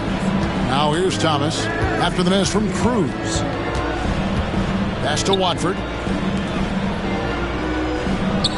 Fires from deep. They grab their own miss. Thomas against White. Now Watford down to 5 on the shot clock. score the basket. It's number 6 for him this game. 6 for 9, 67% shooting. And the short break in the action gives us a chance now to send it over to David Aldridge. Hey, Kevin. Well, prime time in the last game against the Nets had a huge game. He dropped in 38 points, and he was so productive offensively, he wound up setting a new season high for himself in scoring. A surprise attack from a guy who's typically viewed as a role player. We'll see if he can continue to play a larger role in tonight's game. Nice work, David. Thank you. Greg, he did some fantastic things in that. He made a huge impact. And I look for him to try and repeat that performance here tonight. I really do. Yeah, watching the film of that game, they ran some nice sets for him. I'd expect more of the same tonight. And they haven't been able to turn it into a big lead, but their rebounding advantage is starting to add up. Pass to Horford. Out to the wing. Here's Primetime, covered by Johnson. Yeah, not his best night in terms of shot selection. Lucky for him, his teammates have picked up the slack. Here's Watford, a 3-ball. That's good, and it's Johnson with the assist. Watford's got 17 now. And he has his fingerprints all over this first half. He is just shooting it so efficiently. Cruz, the pass to Tatum. Looking to end his cold spell. Basket is good. He'll get a chance for one more at the line. And nice to see the strong inside game they're playing this quarter. The Celtics have made 7 free throws and missed 3 in this game. Drew Holiday's checked in for the Celtics. The Nets making a switch here. Cruz at line with 1 shot.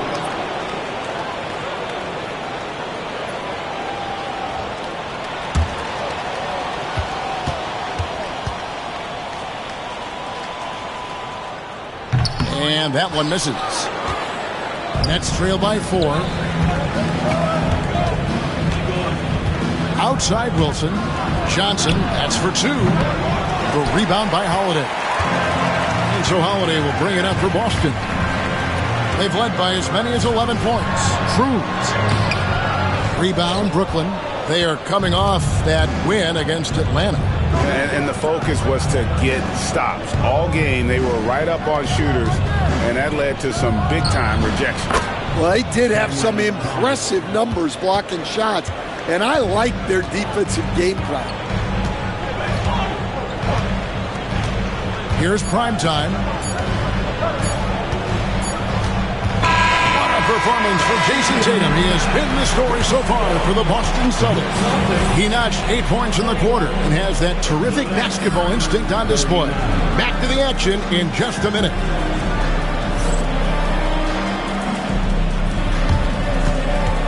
Fans, please direct your attention to center floor. And get ready for the fan half-court jump. Give me a beat.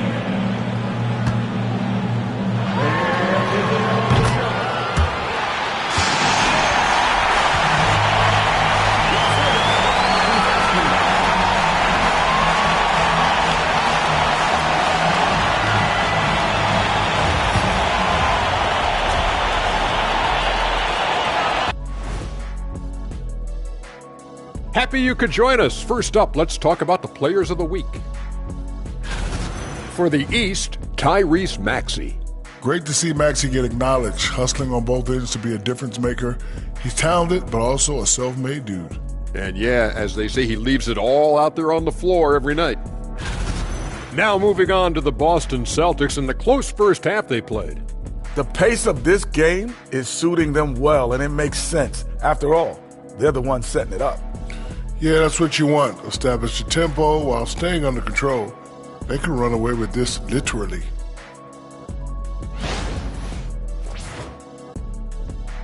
That is more than enough of us. Let's send you back to the game. Kevin Harlan and crew with the second half.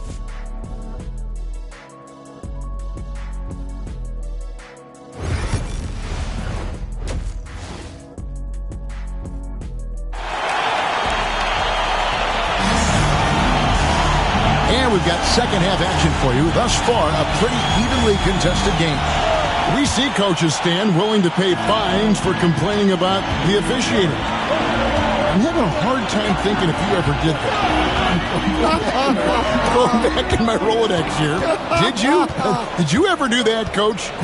I mean, Kevin, I paid hundreds of thousands of dollars of fines in the NBA. Yeah. My wife was not real happy about that at one point, reminding me early on that we had 4 kids we were going to try to put through college, and she told me one year I just gave away 2 college educations. Starting off the second half, here's Jordy Fernandez's 5. They've got Cameron Johnson. Thomas is out there with Russell. Then it's Sharp, and it's Wilson in at the 3 slot. Nets trail by 4. Johnson outside. Outside Thomas. Nice ball movement by Brooklyn. Russell with a wide open look. Hands it from downtown. Russell's got 9 points. Yeah, they're relying on their 3-point shooting and getting pretty good results. And if you're just joining us, we played over a minute here in the third. And again, it's Boston converting. Well, look, if he misses that shot, Coach might think of benching him. He's pretty fortunate he got that one to go. And we got a timeout here called by Jordy Fernandez. And Coach has decided they need a moment to talk things over.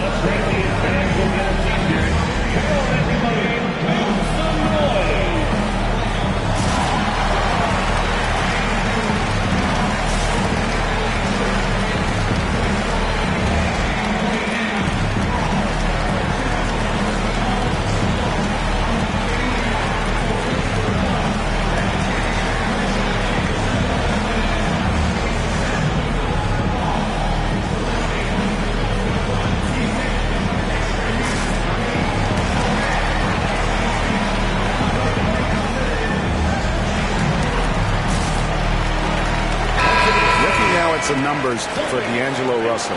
Breaking down his play since the All-Star break. He's averaging 14 points a game, 4 assists, and 2 rebounds. He's been making the right decisions and letting the game come to him. Solid play all around. Well, he's found his groove. He isn't forcing anything, and he's making the most of his chances. Now here's Thomas.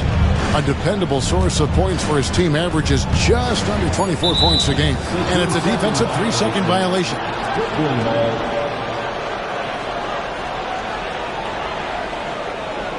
And this is his first trip to the line tonight. Cameron Thomas, 1 shot.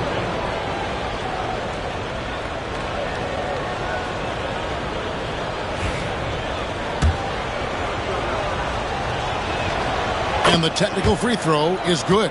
Cam Thomas was the 27th pick in the 2021 NBA Draft. GA. I think a lot of teams, wouldn't you agree, are regretting passing on him. Yeah, it's pretty hard to believe that he fell all the way to the end of the first round. Lots of teams would love to have a scorer like him on their roster. And really, as the 3-pointers keep dropping, you get the sense that the frustration is mounting for the defense. Here's Cruz. Misses in close. For Brooklyn, they've gone 2 of 4 here to start the second half. Horford against Russell. To the paint. Looks for Thomas. Gets it to him. Well-timed pass, and he goes straight to the bucket for the layup. Thomas got the lead up to 3 now for the Nets. Here's Primetime. He's guarded by Russell. And it's Primetime missing. Brooklyn's gone into the 3-point range 4 times since halftime and buried 2 of them. Here's Johnson. And again, it's Brooklyn converting. The ball movement on this run has been fantastic and is a big part of why they've been able to get these good looks. Time called here. The Celtics decide to talk it over.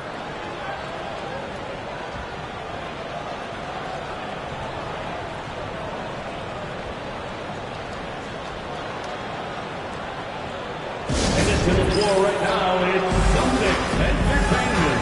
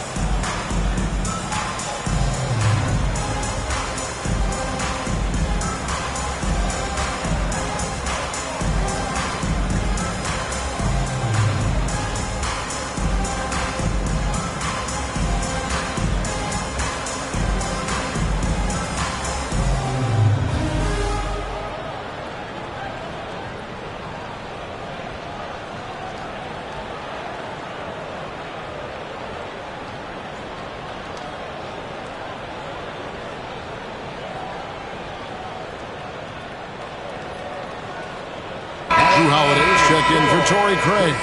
Then for the Nets, Martin's checked in for Cameron Thomas. And it's Johnson in for D'Angelo Russell.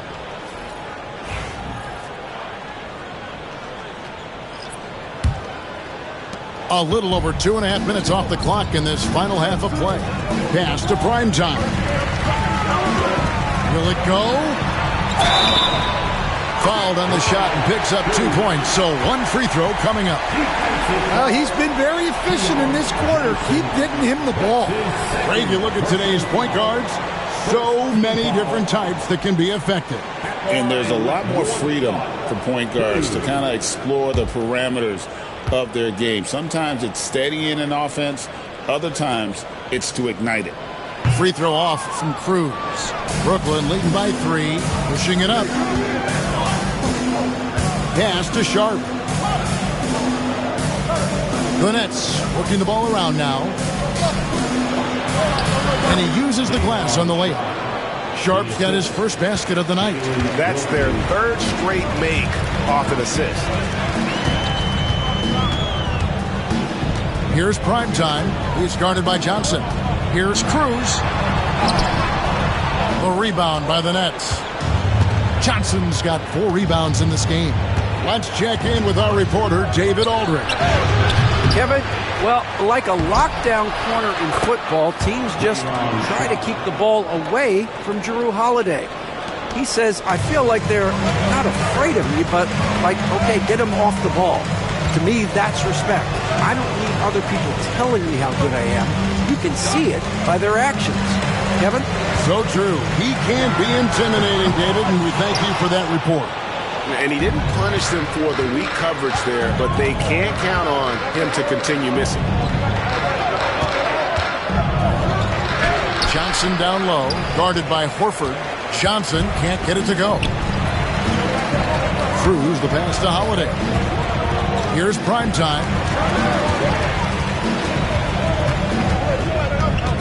50 seconds left in the third quarter.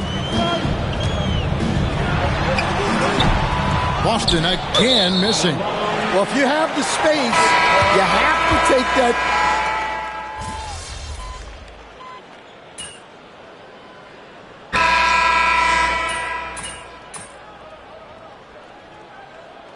Tatum, he's checked in for Boston. Primetime comes in for Derek White. And the Nets making a change here as well.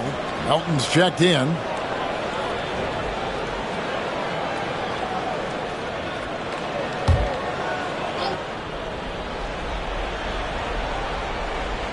Nets leading by 16. Holiday out there with Tatum. And it's prime time. And it's Pritchard in at the 1 spot. Who's in the game for the Celtics. Well, when you move the ball, you open up the defense. Great job to make the unselfish play. Pass to Pritchard. Here's prime time. From the wing. And it's Melton with the rebound. That's one he knows he should have framed. Johnson kicks to Melton. That's in, coming off the assist from Johnson. Johnson's got 3 assists tonight. How many times have we seen a possession like that from them today? Ending with a basket, coming off a pretty pass. Johnson finds Claxton. And they're getting points. They're getting stops. And this is how they'd like to play all the time. Great example of how to build a lead and then sustain it. You win games on both ends of the floor. Man, Holiday puts a lot of pressure on the defense. Often it's with his scoring, but right there, making a play for someone else. And Jordi Fernandez has called a timeout. And clearly an important juncture. He's going to have some choice words with his team.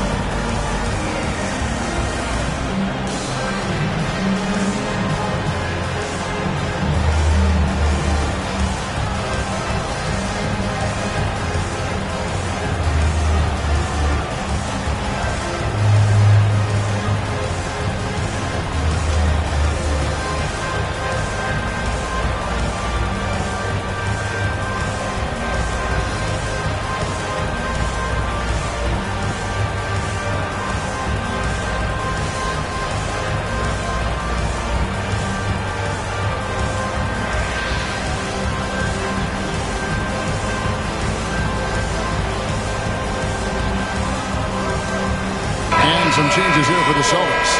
Al Horford is checked in for Luke Cornett. Torrey Craig comes in for Drew Holiday. And Derek White subbed in for Pritchard.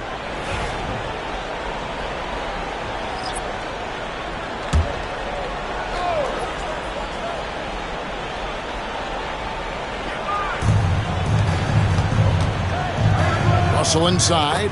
Craig is on him. And Russell with the basket on the assist by Johnson. They're finding lanes to the hoop now with consistency. 5 buckets in a row from the paint. Here's prime time. He's guarded by Russell. Well, Stan, I know you made the transition from college to the NBA as a coach and were successful, but how hard is that transition for the players to go from college to the pros? It's an incredible transition, Kevin. In college, let's think about it. The very best teams may have 2 or 3 NBA caliber players. You know how many NBA players are on NBA teams? 15 of them. And the pace of the game, everything happens faster. So all of your reads and decisions have to happen faster. That's what I think takes the time more than the skills themselves. Boston's gone 1 of 2 from three-point range here in the fourth. They get a hand on it. And here's the fast break. Russell leading the way. And one team is just completely outclassing the other tonight. Spirited performance, and it really ignited what is turning out to be a monster win here for Brooklyn. This was a team performing to its fullest capability. A hugely satisfying win. A game that not many will soon forget. And on the other side, one that I think most will try to forget. And this will make it 31 victories for them on the year. And you know, looking back at all the contributions tonight, it was a really phenomenal all-around game for Keon Johnson. Well, he came out with great energy and effort, doing everything he could possibly do to help his team. Prime time's shot is good. 55 seconds left in the fourth quarter of this one. Now, here is Russell. Outside Thomas. Sharp with a screen on White. Thomas, that's good. Inspired tonight. They fought hard and at crucial points just made the plays. Yeah, they saved their best basketball for this home stretch, and they certainly earned this one. Austin with the ball, following the three-pointer by Brooklyn. He'll probably hear about that shot selection when he gets back to the bench. Maybe not their best option now. Launches a three. Al Horford with the rebound. And here's Boston. Fires the three. Wilson grabs the board. Now Russell.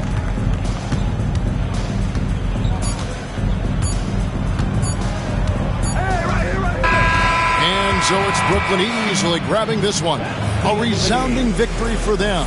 And Greg in enemy territory, no less. That's exactly right. But with the way they controlled the game and just completely took the crowd out of it, that's how to get it done on the road. Well, folks, that's going to do it for now. With Stan Van Gundy, Greg Anthony, and David Aldridge, this is Kevin Harlan saying thanks for watching, folks, on 2K Sports. So long and good night, everyone.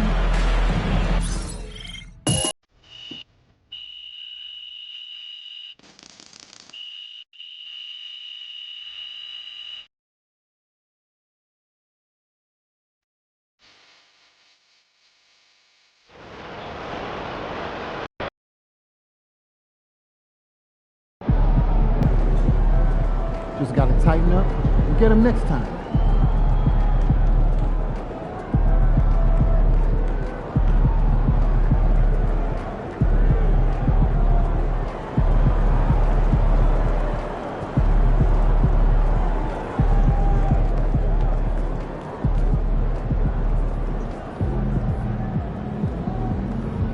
Hey, it's just one loss.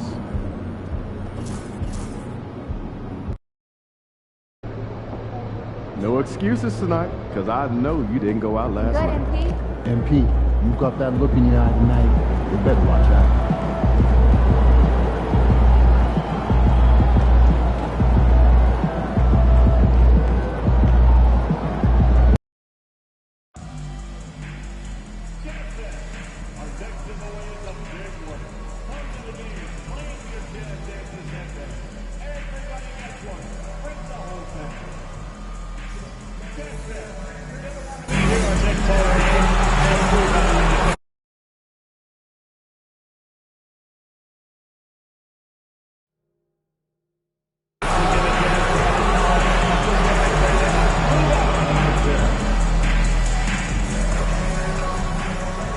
Happy to have you with us for NBA basketball on 2K Sports. Brian Anderson here, alongside Grant Hill and Richard Jefferson, with Allie LaForce joining us from the floor. Now a moment to take a look at the year-to-year scoring output and how it's been trending for Jason Tatum. And when you look at his offensive output over the past few years, it seems like other teams have figured him out and have his number now. He's having to put in a lot more effort on the offensive end, but without producing nearly the same results. And the starting group for the Celtics. It's Tatum at the 4 with Horford at the 5. Then it's Derek White, and it's prime time in at the point guard position. And for Utah, Markkanen and Collins the 3 and 4.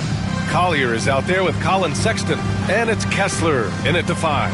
And Grant, for each of these teams, wins have been tough to come by lately. No doubt. That creates a little bit of added pressure, too. So the last thing a struggling team wants to do is lose to an opponent in the same situation. Here we go. And the tip belongs to the Jazz. Markkanen outside. Pass to Collier. Collins outside. Now here's Markkanen. Beyond the arc. Horford pulls it in. And Boston calls time here. Last time they met in Boston. Talk about strong offensive production. They went out, played to their strengths, and were successful as a result. And no team is going to shoot 50% every night, but this team has the right approach. When the shots are falling, they can light it up.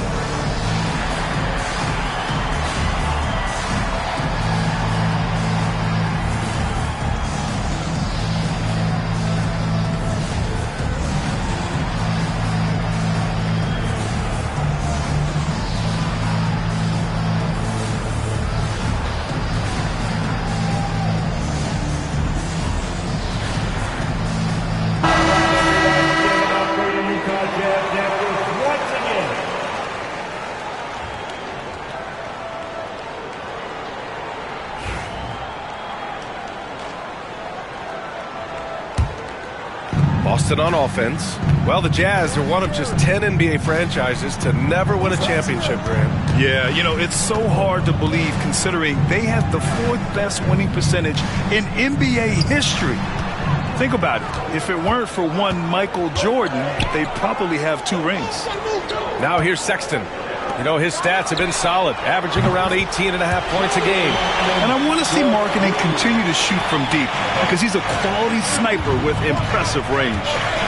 Here's primetime. It's a 3-point game. And just about a minute into this first quarter.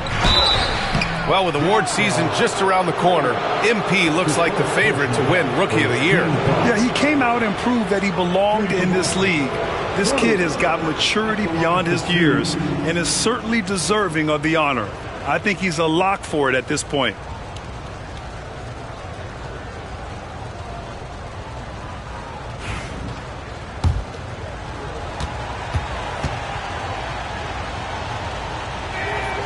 He misses the free throw.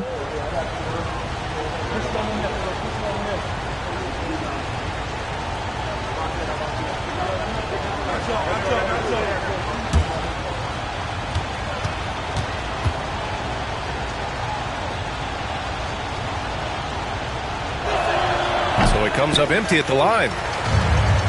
Utah has gone 1 of 2 from three-point land so far. Sexton passes to Kessler. Here's Collier. Horford covering. Kessler.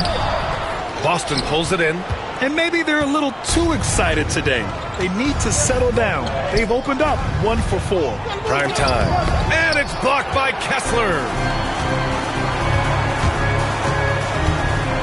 Just over a minute and a half played here in this one. Markkanen misses. Still very early, but that's not the start they want. 1 for 5 shooting. And they pick up 2. Intelligent play by Tatum, moving the ball to get an open shot. For Utah, they've gone 1 of 5 to start things off. He takes it in. Chalk up 2 there. Just taking it right to the rim, and no one was there to greet him. Easy possessions like that literally are just a gift. You just dream of them. He'll gladly take those. You look at his college days and his rookie year, Tatum has always been on a winning team, Richard. B.A., I think it starts with his approach. There's always been an air of professionalism when it comes to Tatum. He's just a young player that is focused only on winning. Here's Collier. Playing the Clippers, he was nearly unstoppable. He just looks off this quarter. Looks like he's forcing it a bit right now. A little bit in his head. Here's primetime. That falls. Nice feed that time from Tatum. Starting to find his rhythm. He's cooking, and he knows it. Yeah, when he gets engaged this early in the game, it's bad news for the defense. He can roll this start throughout the rest of the game. Timeout called. The Jazz.